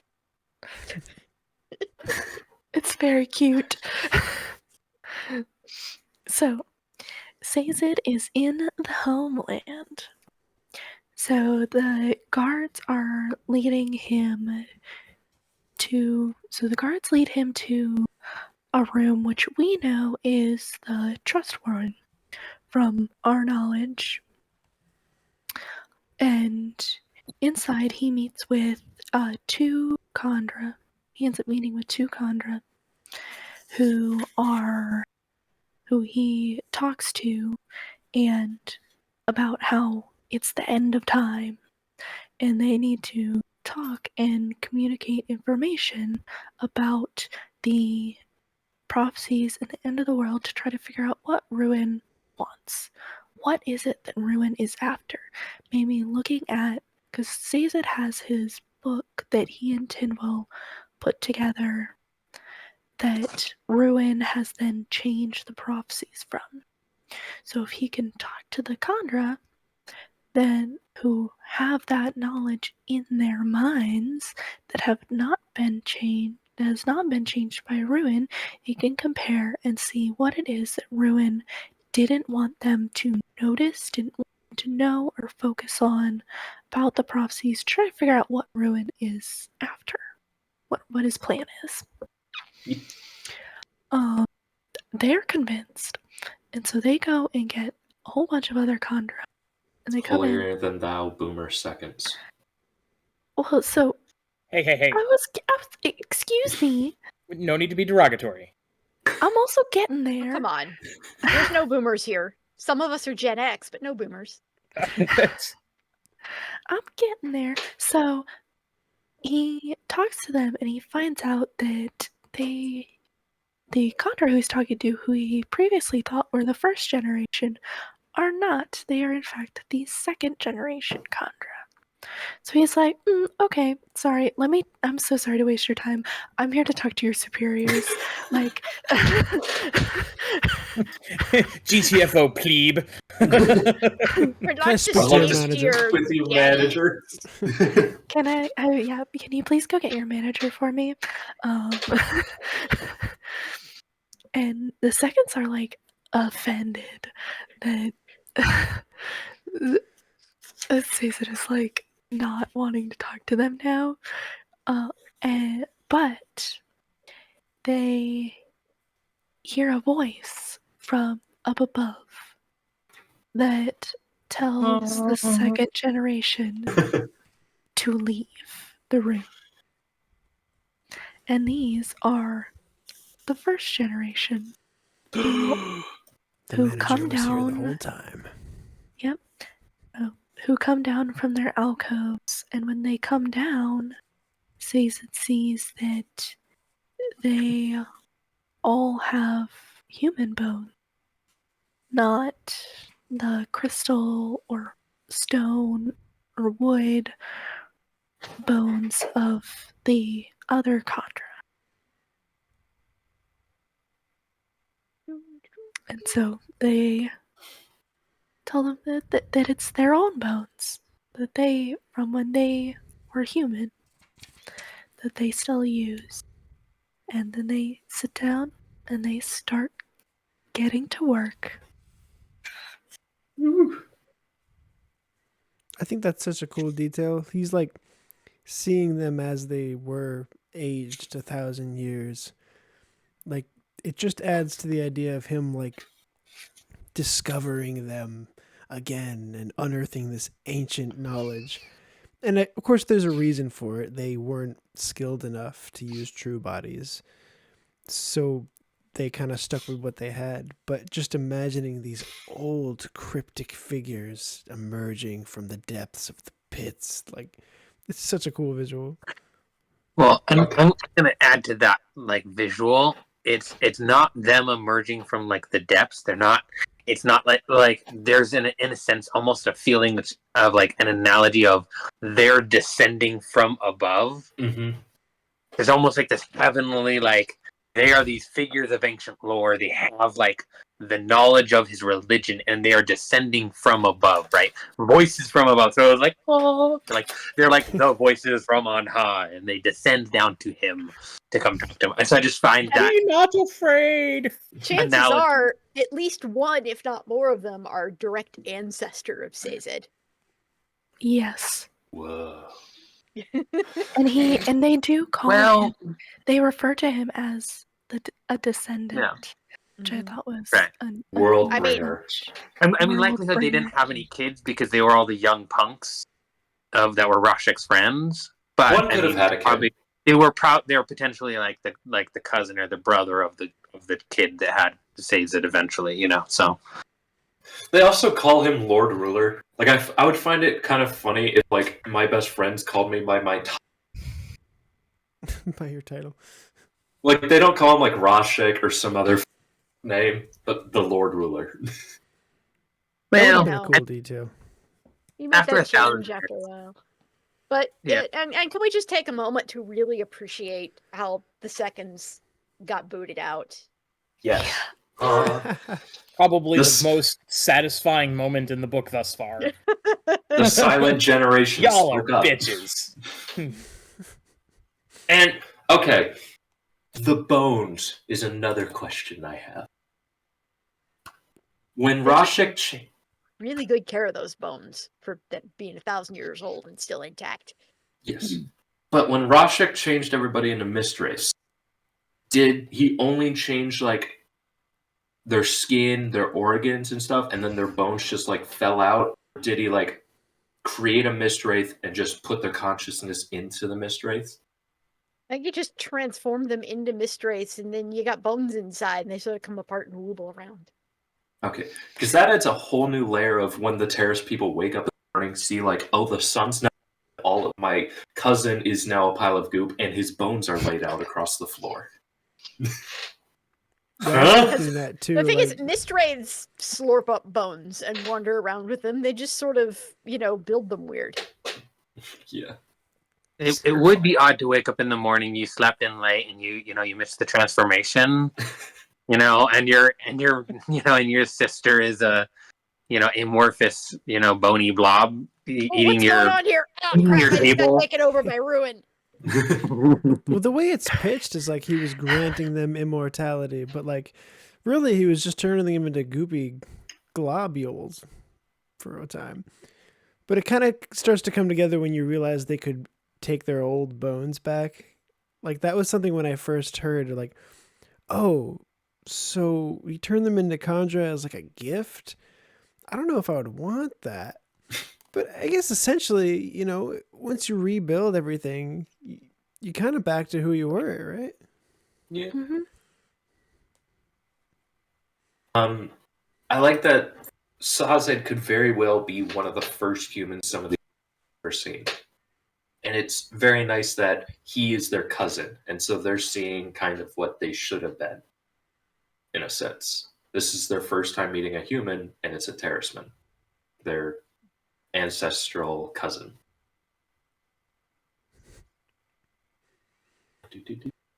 I like how they write metal, and that they actually make like metal pens, soft metal sheets. Thank you for They're having the- notes about this, because it's a cool chapter, but I didn't know what to say, Well, it's a nice little detail. These are the people that know everything, apparently prepared for it and know the prophecy. So of course they would have like incorporated some Right. of that. Well, and if we're going with what Vin says, if that's actually how, she's kind of guessing how Ruin sees. So if that's true, if this, if metal really is light to his eyes as she's guessing, if you kind of take that extrapolation, saying like, hey, she guessed right, then he also walks around the room and notes, hey, this room is plated in metal. Mm-hmm. And so then you're starting to take like, well, if Vin's right, because we know how Inquisitors see by lines of blue, and if it really is, metal is bright to his eyes, let's like now they have this room, so it just seems like a very interesting like starting to see things kind of add up. But it's like, so obviously there's a reason why they have it, lined in metal. They're they understand that nothing in metal is safe, so that's why they have like those sheets of metal paper. Yeah. And if you think about it as well, like all of these people would have known, all of the first generation Kandra probably knew Quan, who Oh shoot. from the epigraphs in book 2, who specifically made that note of anything not set in metal cannot be trusted. Like They knew. So they knew. They know. But I don't think they would have known what. I doubt. I don't know. The Lord Ruler went out of his way to kill him, it seemed like. To kill who? Kawan. Wasn't there Kawan? something about Rashek will come for me or something? No, he said Alendi. Alendi will come. Alendi. Oh, okay. I don't know where I was getting. Yeah, he's like, hey, once he gets to the Well of Ascension, I know I'll be one of the first targets. Alendi will come to me. Wait, so when they created the Saran laboratory, was there just a random Mistwraith just huddled in? Well, he was not a ferrochemist. Kawan was not a ferrochemist. I want to check that. I know he didn't rely on his He would have been confirmations. one of the first generation.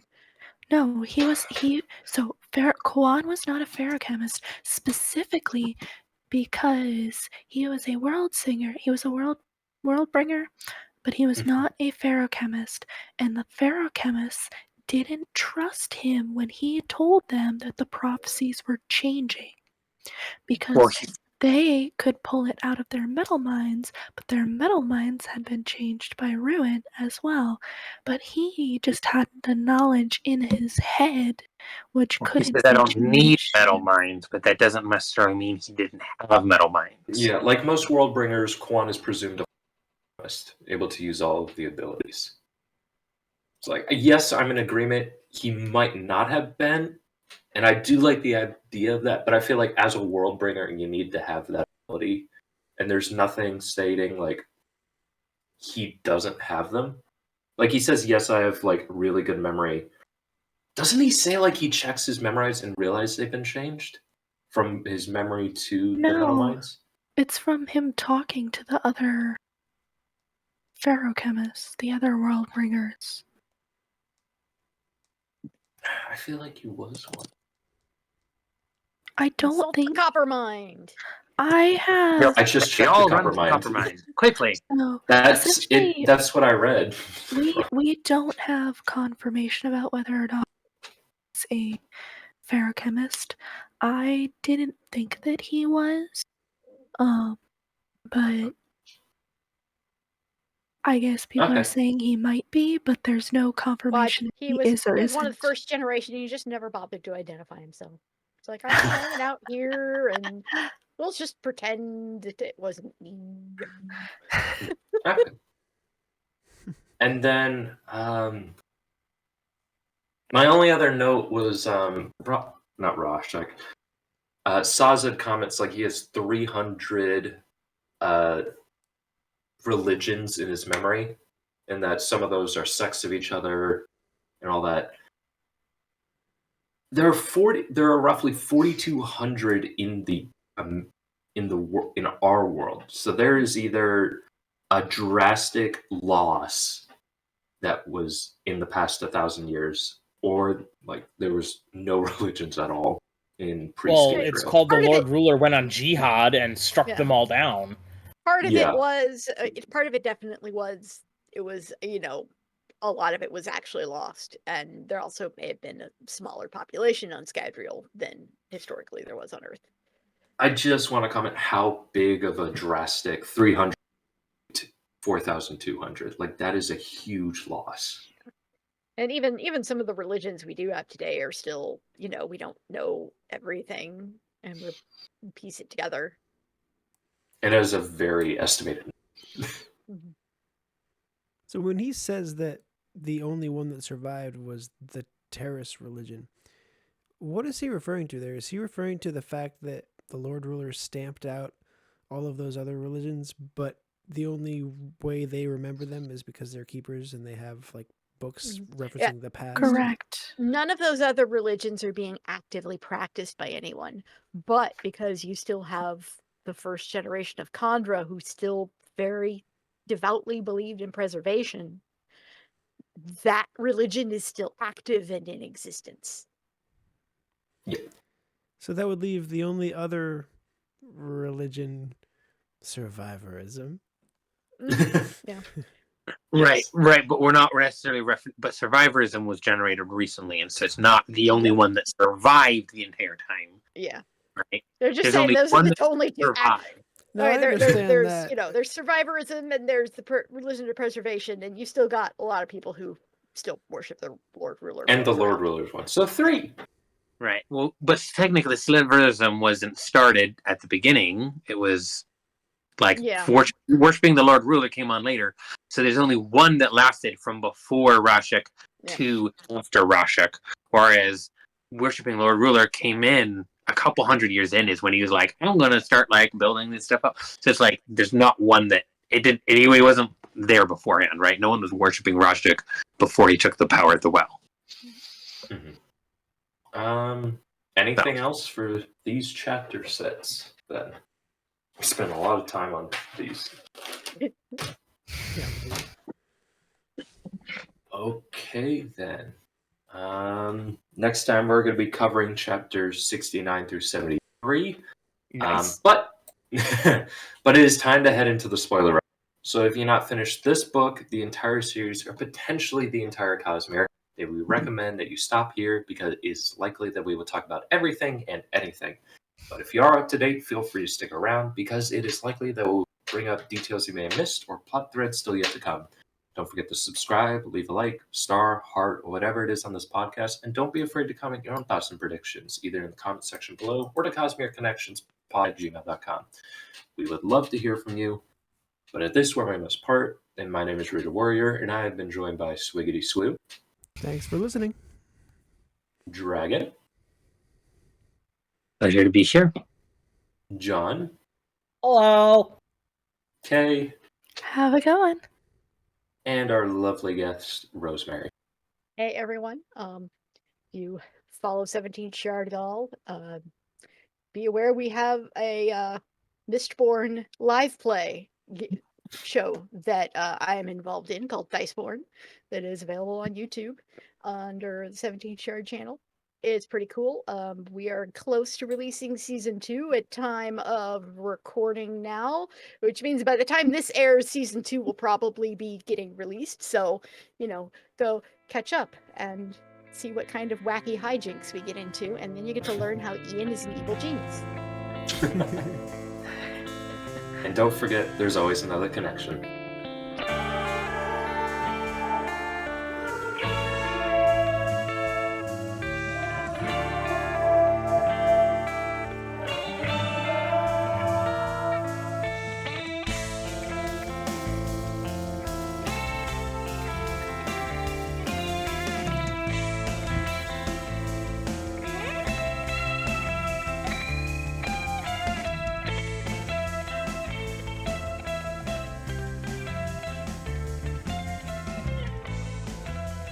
And back! Spoilers. Chapter 69. Nice. Oh, I'm Chapter looking at the wrong 69. paper. I'm looking at the wrong paper. Okay, chapter 64. Like, man, I've got no notes on these chapters. So much spoilers that we're going to go into next week's content. Spoiler for next week. Oh, how dare! Okay. This is Spooks. I guess the big one is Kelsier. Right. Kelsier ain't dead, he is, but he isn't. Right. There's That also always- you feel for Goradel because he's gonna die doing this. Yeah. You're got just my like, notes. oh man. At Goradel least is your an death is honorary. gonna mean Make it. something. Your death is going to mean so much to the world. I got Goradel as an honorary crew member. Nothing bad happens to him. Right. Well, and at least he meets Kelsier too. So Very briefly. Mhm. I'd True, rather have but Goradel than Spook, though. If Spook had gone, it'd be tough to see him Oh, go. that would have hurt. oof. Right? Well, Spook wouldn't have been able to go. It would have been too late. Yep. Yeah. World would have ended and Vin would have died. Mm-hmm. He'd be laid up in bed for a while first, right? Mm-hmm. Yeah. And do we think that the Lord Ruler made it so you have to go to this one, then go to that one, then go to that one? That one Oh, was a delay 100%. tactic? Yes, 100%. I mean, It was a delay yeah. tactic. Yeah. Absolutely, and a distraction because Bruin was convinced, just like Vin and Elend, that the atium had to be one of these caches because it could possibly be anywhere else. Right. Meanwhile, the atium Could cache is possibly- right yeah. next to where the atium is generated. Well, which is funny because there's already going to be so much metal there that it's already just a bright shining spot in his vision that having a room like literally adjacent, also covered in metal, like at that point it's just like it's already so bright that it's like, hey, what's another like 2 inches of bright shining And the whole blinding? bit of like most of the atium never left. It just goes straight to the Kandra. Okay. Anything else for chapter 64? I guess I just find it frustrating that, like, as a reader, you don't know why the atium is important to Ruin. Like, those stakes, I feel like, could have been higher on your first read if you know why Ruin wants it so badly. Right, but it also that takes away from the beautiful reveal that happens in a couple of chapters where like this is the body of a god, and then like he like looks through and it's like, oh. And You know. also, we have a lot of Ruin monologuing and being a James Bond villain. It's nice that he doesn't give everything away. You'll never forget that now. I gave you. Yeah, that's probably a permanent Right. part of the podcast at this point. I have made my mark. It's great. But yeah, the one thing that I never picked up, and this is a funny thing, until I only read Mistborn's Secret History, like, I don't know, probably like 4 years ago. And I was still like rereading like Mistborn. And so I reread Mistborn before I read it. And I still wasn't picking up on like, what is this like, spook, send it flying? And I'm like, okay. Like I never like I read it, I listened to it, and I don't know if, and it's been a while since I've read it, so, but is there like any indication that this is like the voice of another person so that you could pick up on like this is someone else speaking? Like this is Kelsier. Is there any clue that you could pick up on that you guys could find? I think there can't find was any. the line that I'm proud of you. Let me recheck the chat. It is just like the way he voices his words. Like Kelsier has a distinct way of speaking, and I suppose in the audiobook it's kind of Kelsier's voice. But You that's did well, about Spook. it. I'm proud. I mean, even I usually do the graphic audios, and like even when it's Ruin pretending to be Kelsier, it's still the Kelsier voice actor. who's So doing the so voice. in those moments, is it Kelsier's voice actor that's saying spook, send it flying? Yeah, but Does it he- is when it's Ruin pretending to be him too. So that's all very obscured. And then in for Hero of Ages, they got really clever by having Spook's voice actor read all the epigraphs, so you don't get Ooh, the nice. obviously it's Sazed thing. I Okay. love The graphic audiobook, audio. I know some people it can't sounds a lot stand like- it, but I You know, often love their stuff. I just like so. paper. I've listened to a lot of the graphic audios, but none of these, because I heard like a little clip from, I think it was Oathbringer, where it was it had to have been because it was Dalinar doing the "You cannot have my pain," and it was a great performance. However, I cannot. That voice does not belong to Dalinar. Dalinar's voice is Michael Kramer. Period. End of sentence.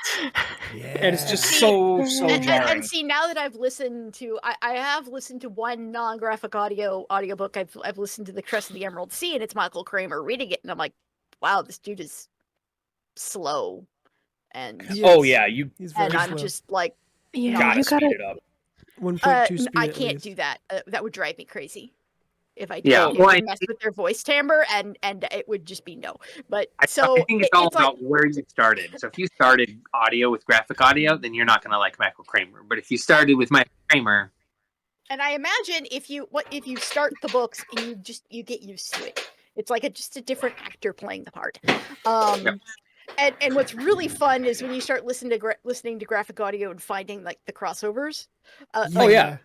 Like the voice actor who is Elend in the original Mistborn trilogy is doing Zeth in Stormlight Archive, and is Wayne in Era 2, which Oh my God. it works because accents. It actually took me a hot minute of listening really carefully to be sure that it was him, because the accent was so good that it disguised his voice enough. But he's just got this little lilt timbre to his voice that you can find it when he pronounces specific vowels, and you're like, Is nope, he the guy that's who him. does Raoden? I don't know. I haven't listened to the Elantris one yet. See, Chapter I listened to Elantris 65. and Warbreaker as And those are the oldest ones, and those are the worst mixed ones. The further in you get, the better the sound mixing is, and the easier they are to listen to in the car. I'm sure This of is a that. Total tangent. Yeah. You could You smack bring us up on the the audio- nose of the newspaper. Bring up audiobooks and bring up Stormlight Archive. this is how Yeah. it goes. But I do. It all started, and I'll kind of bring it around. I do find it interesting, and I'm not sure if I like the idea. It's a little bit like, Michael Kramer accidentally sliding into Sazed's voice, because when he first starts with the epigraphs, he doesn't use Sazed's voice, but later chapters he does use it more. I feel like it gets But progressively having more and someone more use Sazed. Kelsier's voice saying these things is very obviously from Kelsier. Whereas when you read the books, there is no indication of who it's from. It's just here's a line. And the thing is that you pick up on also is you have Preservation makes comments to people in the previous books, but you don't know it's him until you've read Mistborn Secret History. So kind of I was like, I do like the fact that it's very obscure. You don't know until you know more about it. Whereas in audio, there's some give and take because of that. I think having it be in Spook's voice might have been different, but I just wasn't sure if there's any other indications inside of just if you read it, if that would have ever been picked up or not. I never did. I do have one last little question. In the graphic audio, does Kelsier have a French accent? No. He's not Kelsier. Nobody has Only a when French it's actually accent. ruined. Right? Because let's be honest, it's really Kelsier. Yeah, but we don't Yes. care. I also Oh refuse shit, to we do not care. I refuse to pronounce Adeline's name with a long A, unlike most of the fandom and all of the audiobooks. I am accepting that I can be wrong, but I still like the way it sounds. And I don't mind that, but We don't mind you being wrong. It's okay. I'm I'm usually perfectly wrong. okay with it myself. It's okay. Reader pronounces Sazed's name wrong, so it's okay. Sazed. It's Sazed. And if you listen to my Shardcast, favorite there are at character, least three Teeth. different ways different ones of us pronounce Maricy's name. And Oh, but Don't no, like it. I love graphic audio because it is such a different experience from reading the books, because it's not my primary way of reading the books. I will sit there and I will read them physically, but graphic audio is what we do in the car so that Rosemary doesn't get the driving sleepies, and so that I can actually get my husband to read some Sanderson, because he won't sit down and read a book, but he'll listen to the audiobooks. Nice. Okay, 65. We spent 10 minutes on the shortest chapter. I told you. Because we You're- wandered off on a tangent. I told Right. you. But in a way, we were talking spoiler about movie the half an hour. Cosmere as a whole. Welcome to the warn you spiritual about this, realm. but I enable this nonsense. I'm an instigator. No, this would happen without you as well. This would have happened We without do you. this Oh, all the totally. time. I mean, having a sixth voice does make it probably a little bit longer. And another thing about the graphic audio. Okay, mute. So speaking of chapter 65, something that I wrote for the spoiler section was like the whole like only flared Pewter was keeping her alive is what like Vin it's said about Vin. So basically I had to go through this whole analogy, right? Like they're both using I had to look at my notes on my phone, my computer died. So so they're both flaring. You have the whole like comparison, like right, they're both flaring Pewter,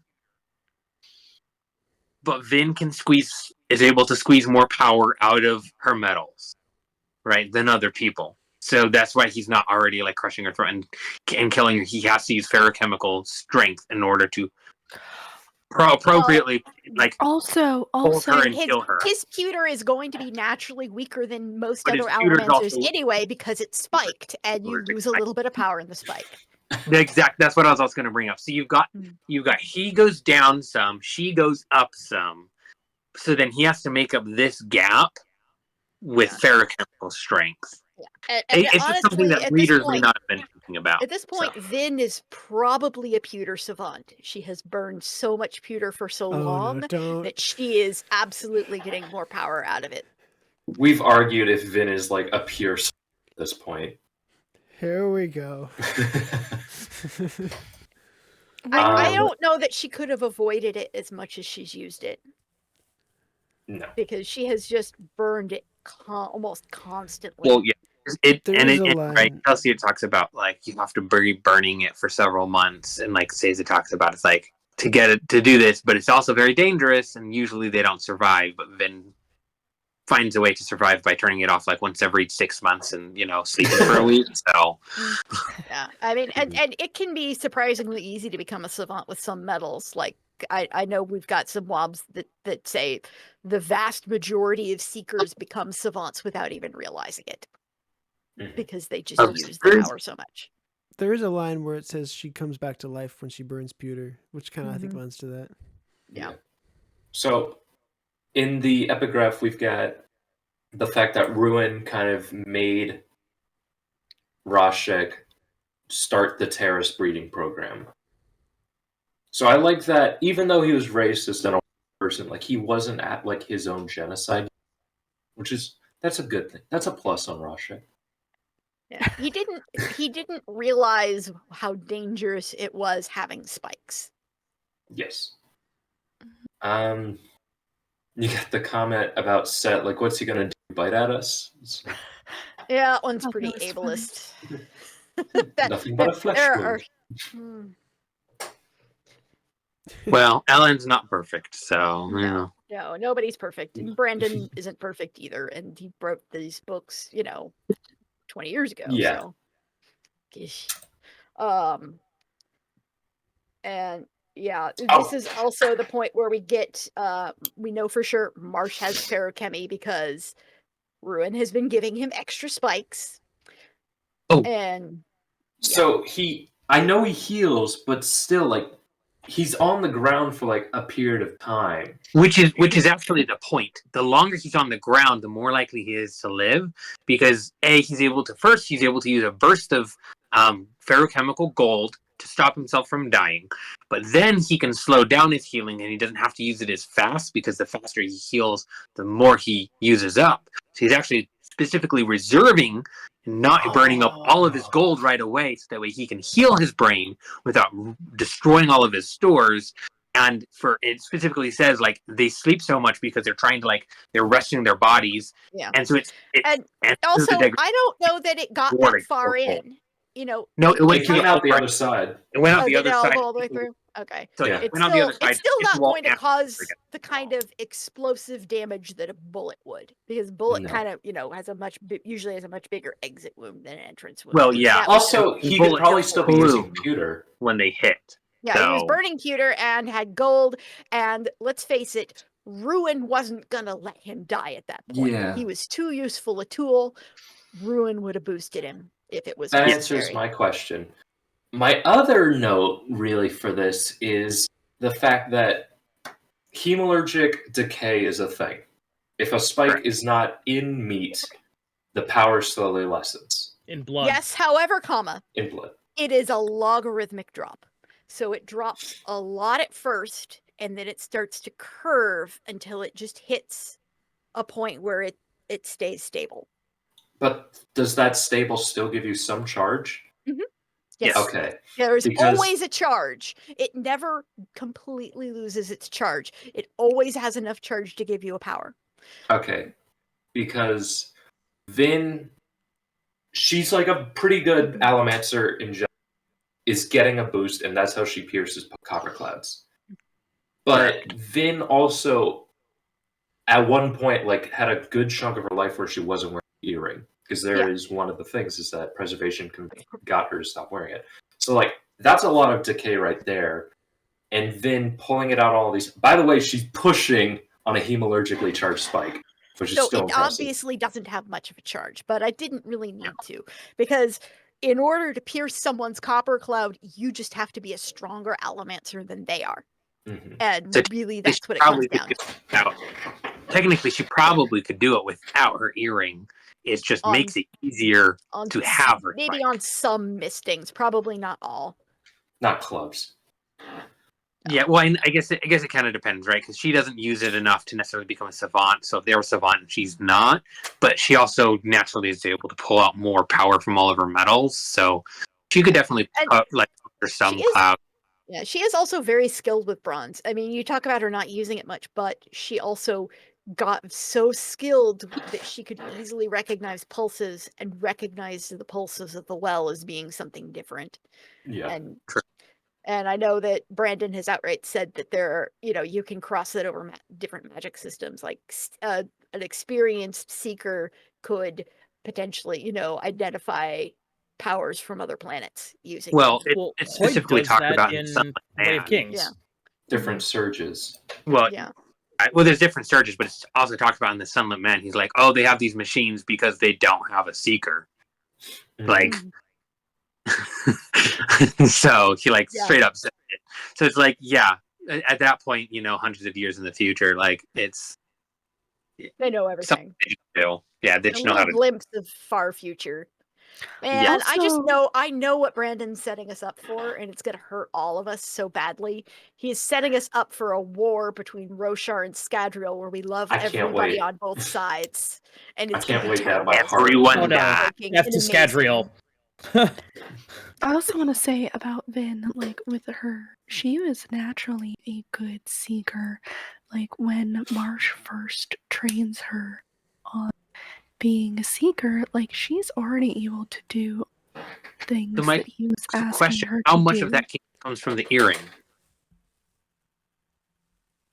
Hard to say. I mean, we know that preservation was grooming her for a long time, and she had a long time of not using the earring, in which case she may have occasionally inadvertently taken in a little bit of mists when she didn't know she was doing it. Oh! That's my other question. Why does the mist stop? She doesn't have her Because- earring in.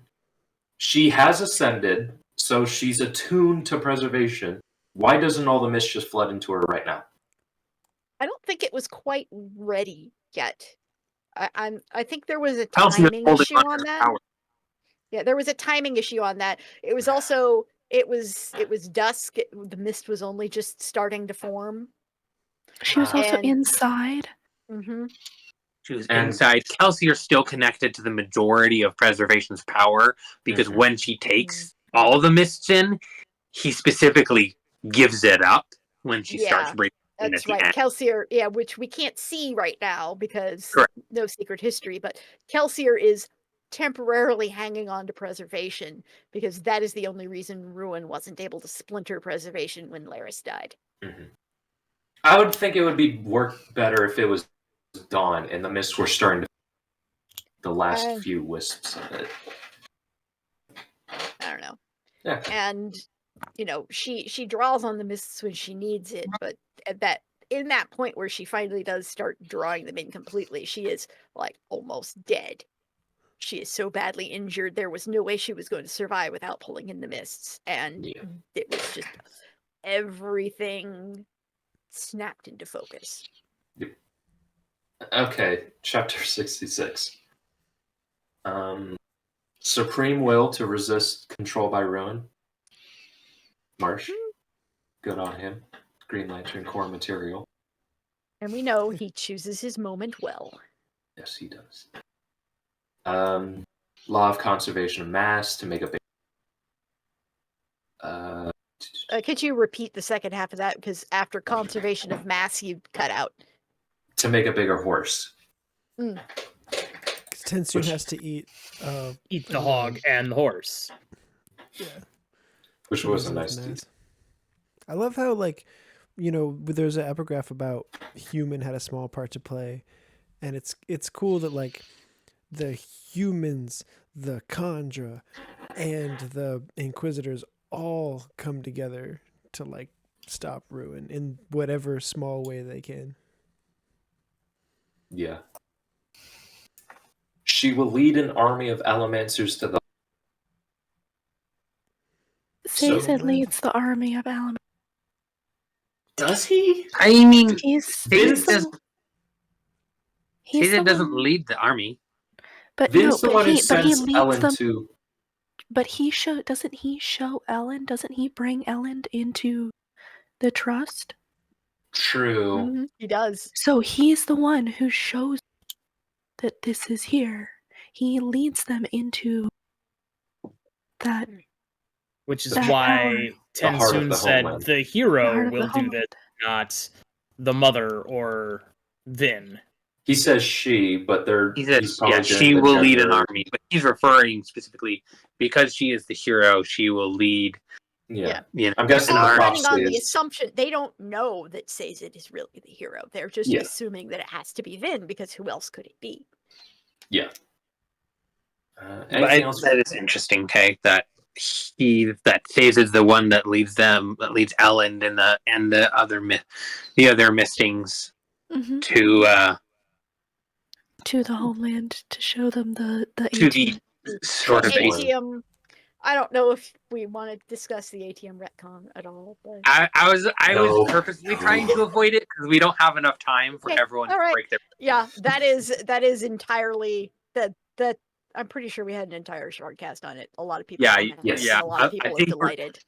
I think we'll just point to the Shardcast. If you want to know what the atium retcon is, go check out the Shardcast episode. And watch my friends unspooled, and it's beautiful. And do you know the name of that?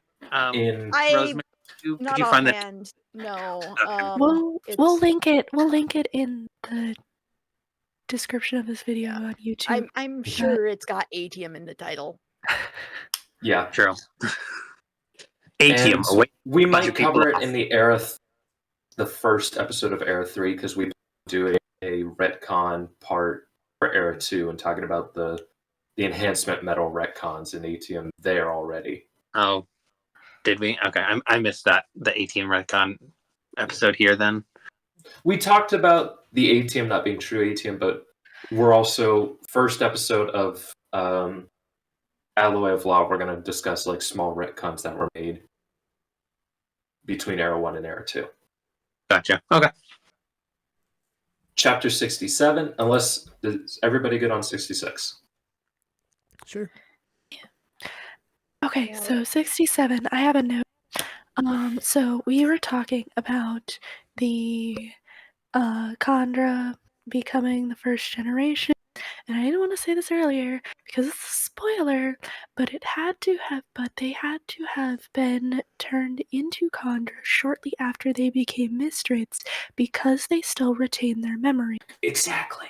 So it had to have happened shortly after. So Raider, your theory that it happened like within 100 years can't happen. Well, that was part of my confusion. So that was part of what I was confused about. It had to have happened fairly soon after they became Mistborns for them to continue to retain their memories, because once they become Mistborns, they still have memory.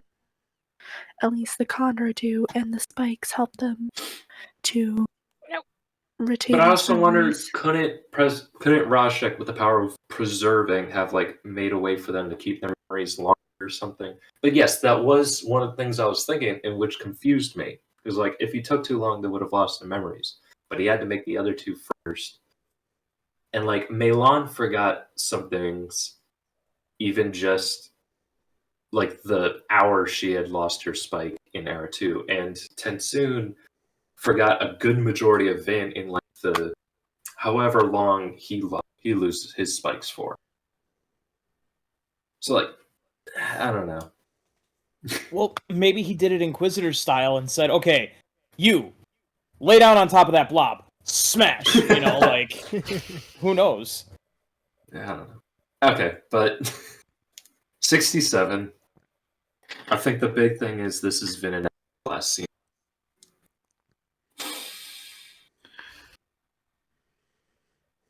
Before they snuff it.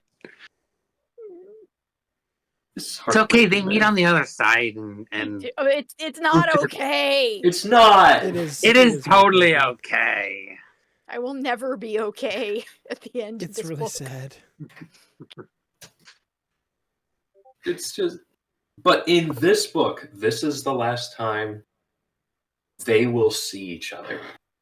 Elend will have the one time where he sees a ghostly, and Vin will, be God and be able to see Elend, but they will not see each other. Yes. It's our saddest. That is a goodbye kiss. And the reason I did the specific quote, she's saying, "I need to leave then." And he says, "I know." She is saying goodbye with their last lines together. Yeah, I mean, the world is ending. They expect that they're probably going out with a bang. Yeah.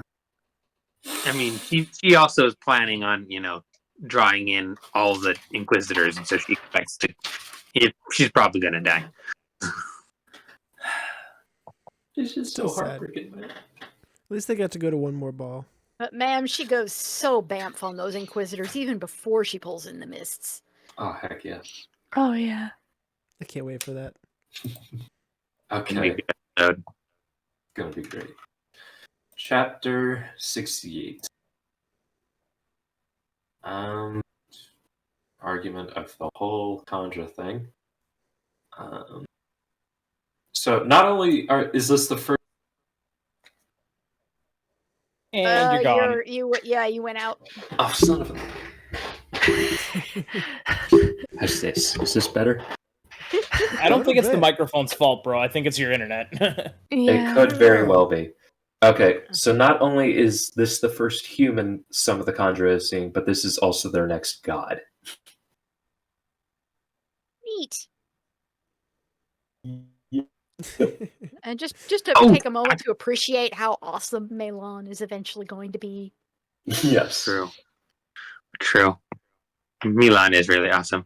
Although, actually, you mentioning Sazed becoming their god actually makes me think of a point I wanted to make in the last chapter, which is, it's spoilers, so it doesn't really, you don't have to strictly hold to chapters for this. So, something that I thought was an interesting, piece, like, we have the part of the, there's the religiosity theme that's kind of like permeating all of the books, these overarching, like, hope and trust and faith, and but there's also the theme of balance. Right, there's a whole thing with like Vin and Elend. He's got to find the balance of themselves, right? Oh, he found the tug between their two sides. These opposing metrics, like personalities, that they have to try to find a balance.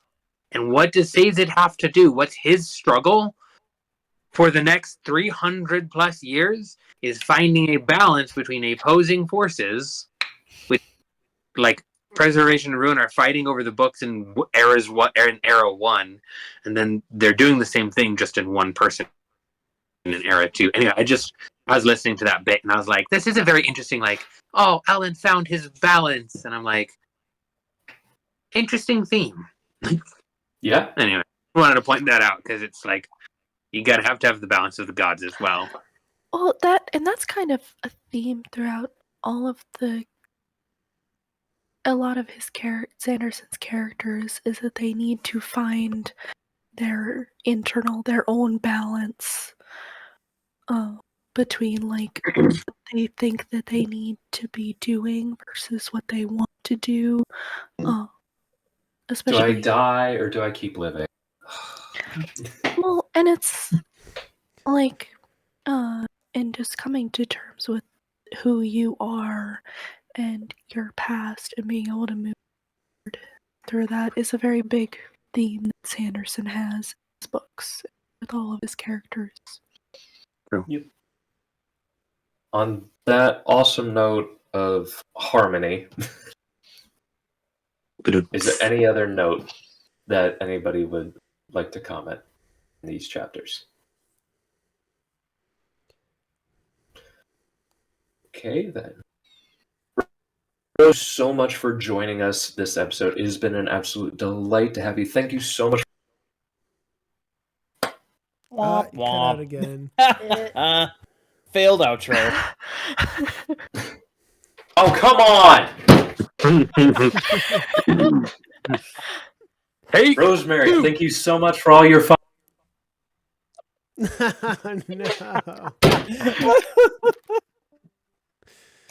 yeah, he's just out there. He's just like, I'm gone. It'd be He's funny like, if he I'm just gone. rage Screw quits. you, internet. Well, you get the point. Somebody else can do the outro. Rosemary, you want to do the outro? I don't have a script for your outro. It's fine. Just say goodbye. Thank you for being here. Thank you all for having me here. It has been a wonderful amount of fun. Thank you for putting up with my nonsense and apparently enjoying my nonsense. Absolutely. I'm been a full of blast. nonsense. Yes, Thank you for thank being you so here. much. And Reader is Yeah. full of frustration. Thank you so much for Everyone's messing with joining me. us. It was great to have you here. Yeah, it was a lot of fun. Thank you. Bye. Bye. And cut. Swiggity, you See you just next- you have to keep all the frustration in from at the end. Right? Like zoom in on him for like the last 10 Like- seconds. Zoom in.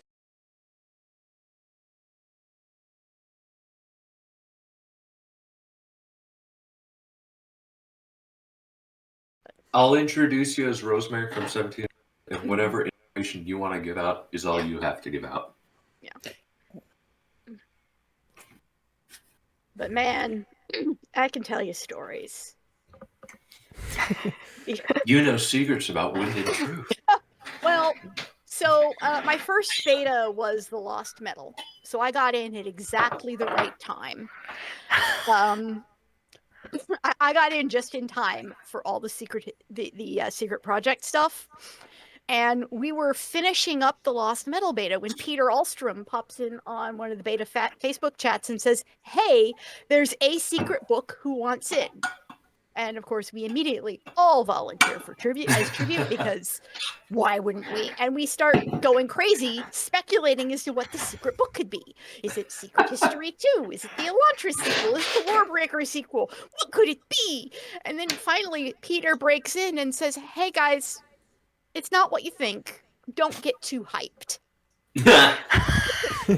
Sure. Oh yeah, they were playing the long game on this. We get our NDA, and it is the tightest non-disclosure agreement any of us have ever signed with Dragonsteel. It actually said you are not allowed to tell anyone you are under an NDA for something until the announcement for this project goes out. And we're like, all right, then I guess we are the only people we are allowed to talk to at all forever until whenever this happens. They're like, you can't tell anybody. Like, this thing better come normally you out. can bring your spouses in on the NDAs. Like, no, you can't do that this time. So we wait and we wait, and then the day comes, and the file emails go out, and we start reading, and we immediately start comparing notes, and we immediately start getting very confused. Because we're like, wait, that's not a character. That's not what's happening in this book. No, I have this book. What that's not the right title. And one of the Shard staff goes and emails Peter going, I think I might be in trouble. I think you sent me something I'm not supposed to have. And he's like, no, everyone has exactly what they're supposed to. And we're like, Mer? My God, it's almost like there's 4 different books coming out. This got even better. So there are official beta chats like on Facebook, plus the 17th Shard staff have our own beta Discord so that we can yammer at each other. Because not Makes all of sense. this, like only about half the staff are betas, so we can't really put channels on our regular server, so we just tuck it away in a different one. And so we're losing our shit. And finally, one of the very few people who has Brandon's cell phone numbers, we're figuring out that there are multiple books. And because we're 17th Shard, all the Sharders got the Cosmere novels. So we think there's 3 for a while. And so he texts Brandon going, 3 secret books, you madman. And the response that comes back is, only 3? Are you sure? And then we go on the Facebook chats and we realize, no, there's a 4th non-Cosmere book that just none of the Sharders got.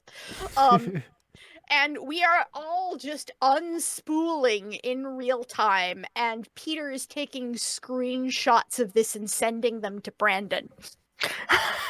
That's And so so there are several multi-beta households, and Peter made a point of making sure that every individual in the same household got a different book to sow maximum chaos.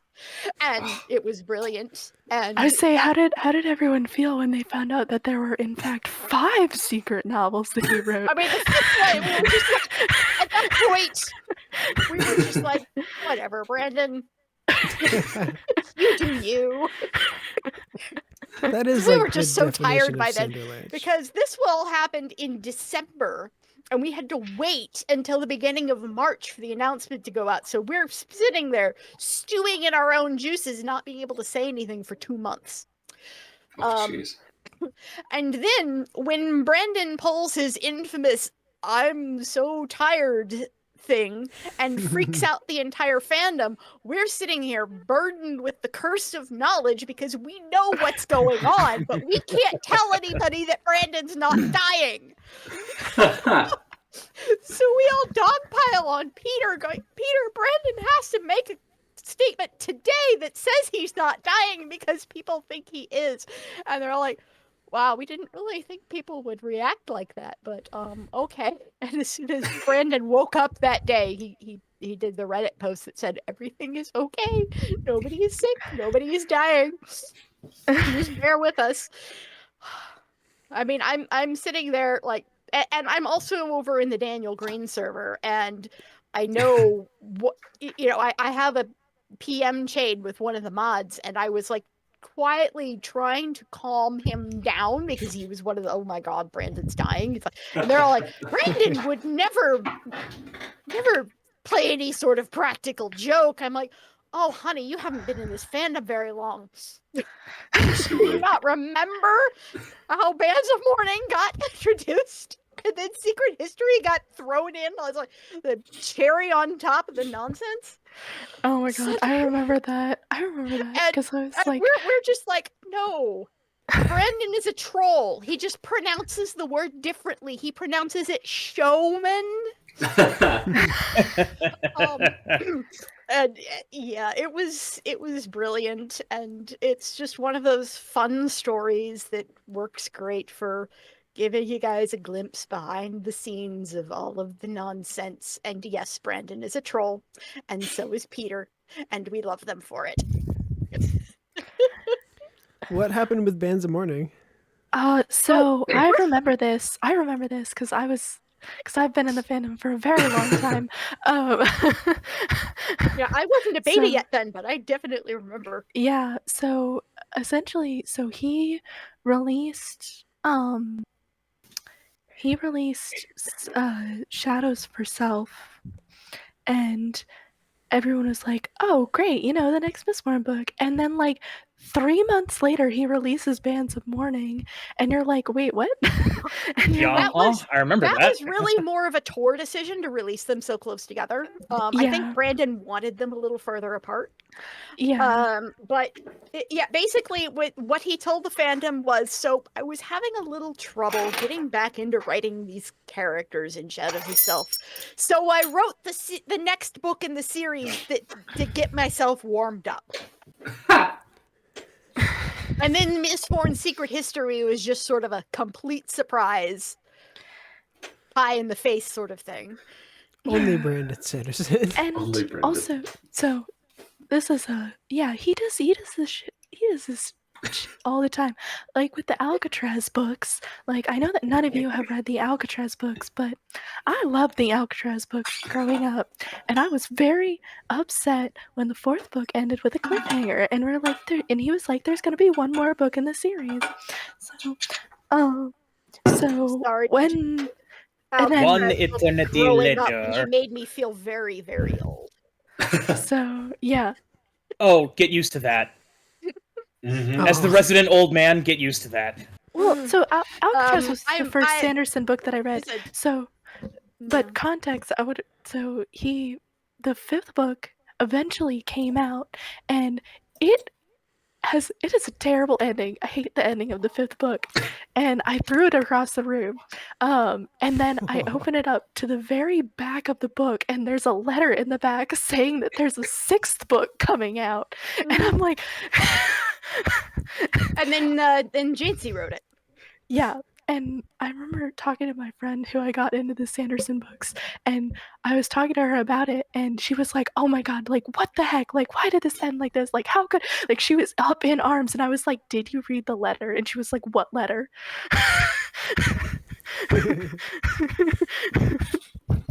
Yeah.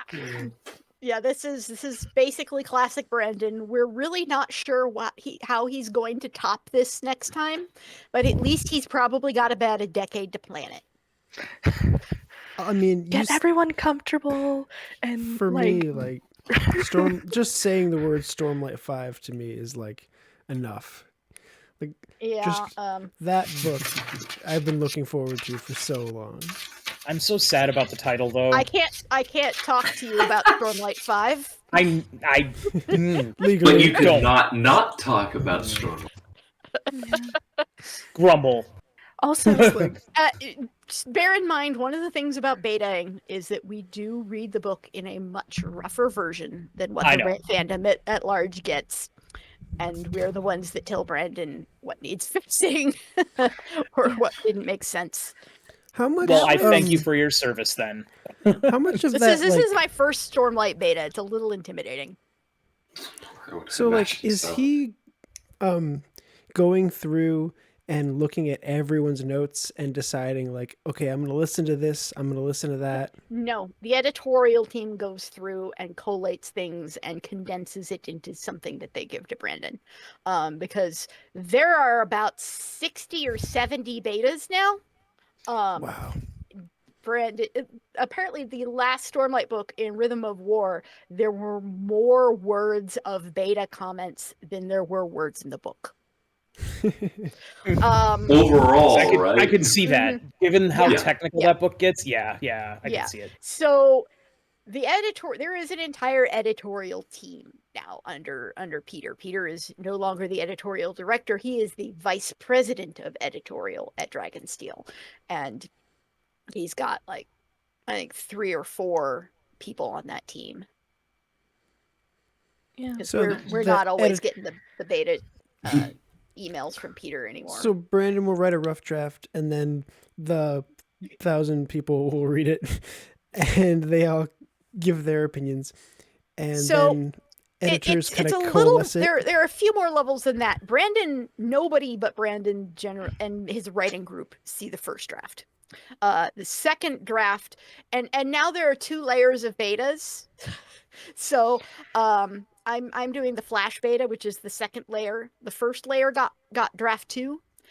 The full beta's got draft 2, and they're doing full comments, like line comments, everything. Whereas the flash betas, we are just doing like chapter and part comments, and flash betas are getting draft 3. Then there are also the gamma readers, aren't there? Mm-hmm. Yeah, and gamma readers are entirely looking for spelling, punctuation, typographic, typos, or typesetting errors like rivers and things. I do want to say that was the very first year for Dragonsteel, they had one of the talks was the alpha, beta, and gamma readers talking about like what it was like, and that was one of the most interesting talks that they had, which was really cool. There's a lot of overlap between the beta and gammas. A lot of us do both. Some people's wheelhouses, there's just one or the other, but a lot of us do both, and we'll bounce back and forth depending on the book. Like, nobody was able to beta more than one of the 4 secret projects. So I was on Secret Project 4, Sunlit Man, but I went back and I gammaed the other 3. So why? Because I wanted my name in the acknowledgments in all 4 of them. But no, the infamous typo in Yumi and the Nightmare Painter. You don't know how much that hurt me at first, because I read the entirety of Yumi out loud to myself when I gammaed that sucker in order to catch everything. I found echo words that nobody else caught. It was brilliant. And then they all went green on the spreadsheet. Like, yes. But I freaked out. Like, why? How is that? Because it was, this really blatant error. I'm like, how did I miss that? And then I go and I look it up and I'm like, oh, I didn't miss it. That was a different typo that we marked, and then Peter screwed up correcting it. And Peter has outright said that it was 100% him. Oh, wow. Did that. That's hilarious.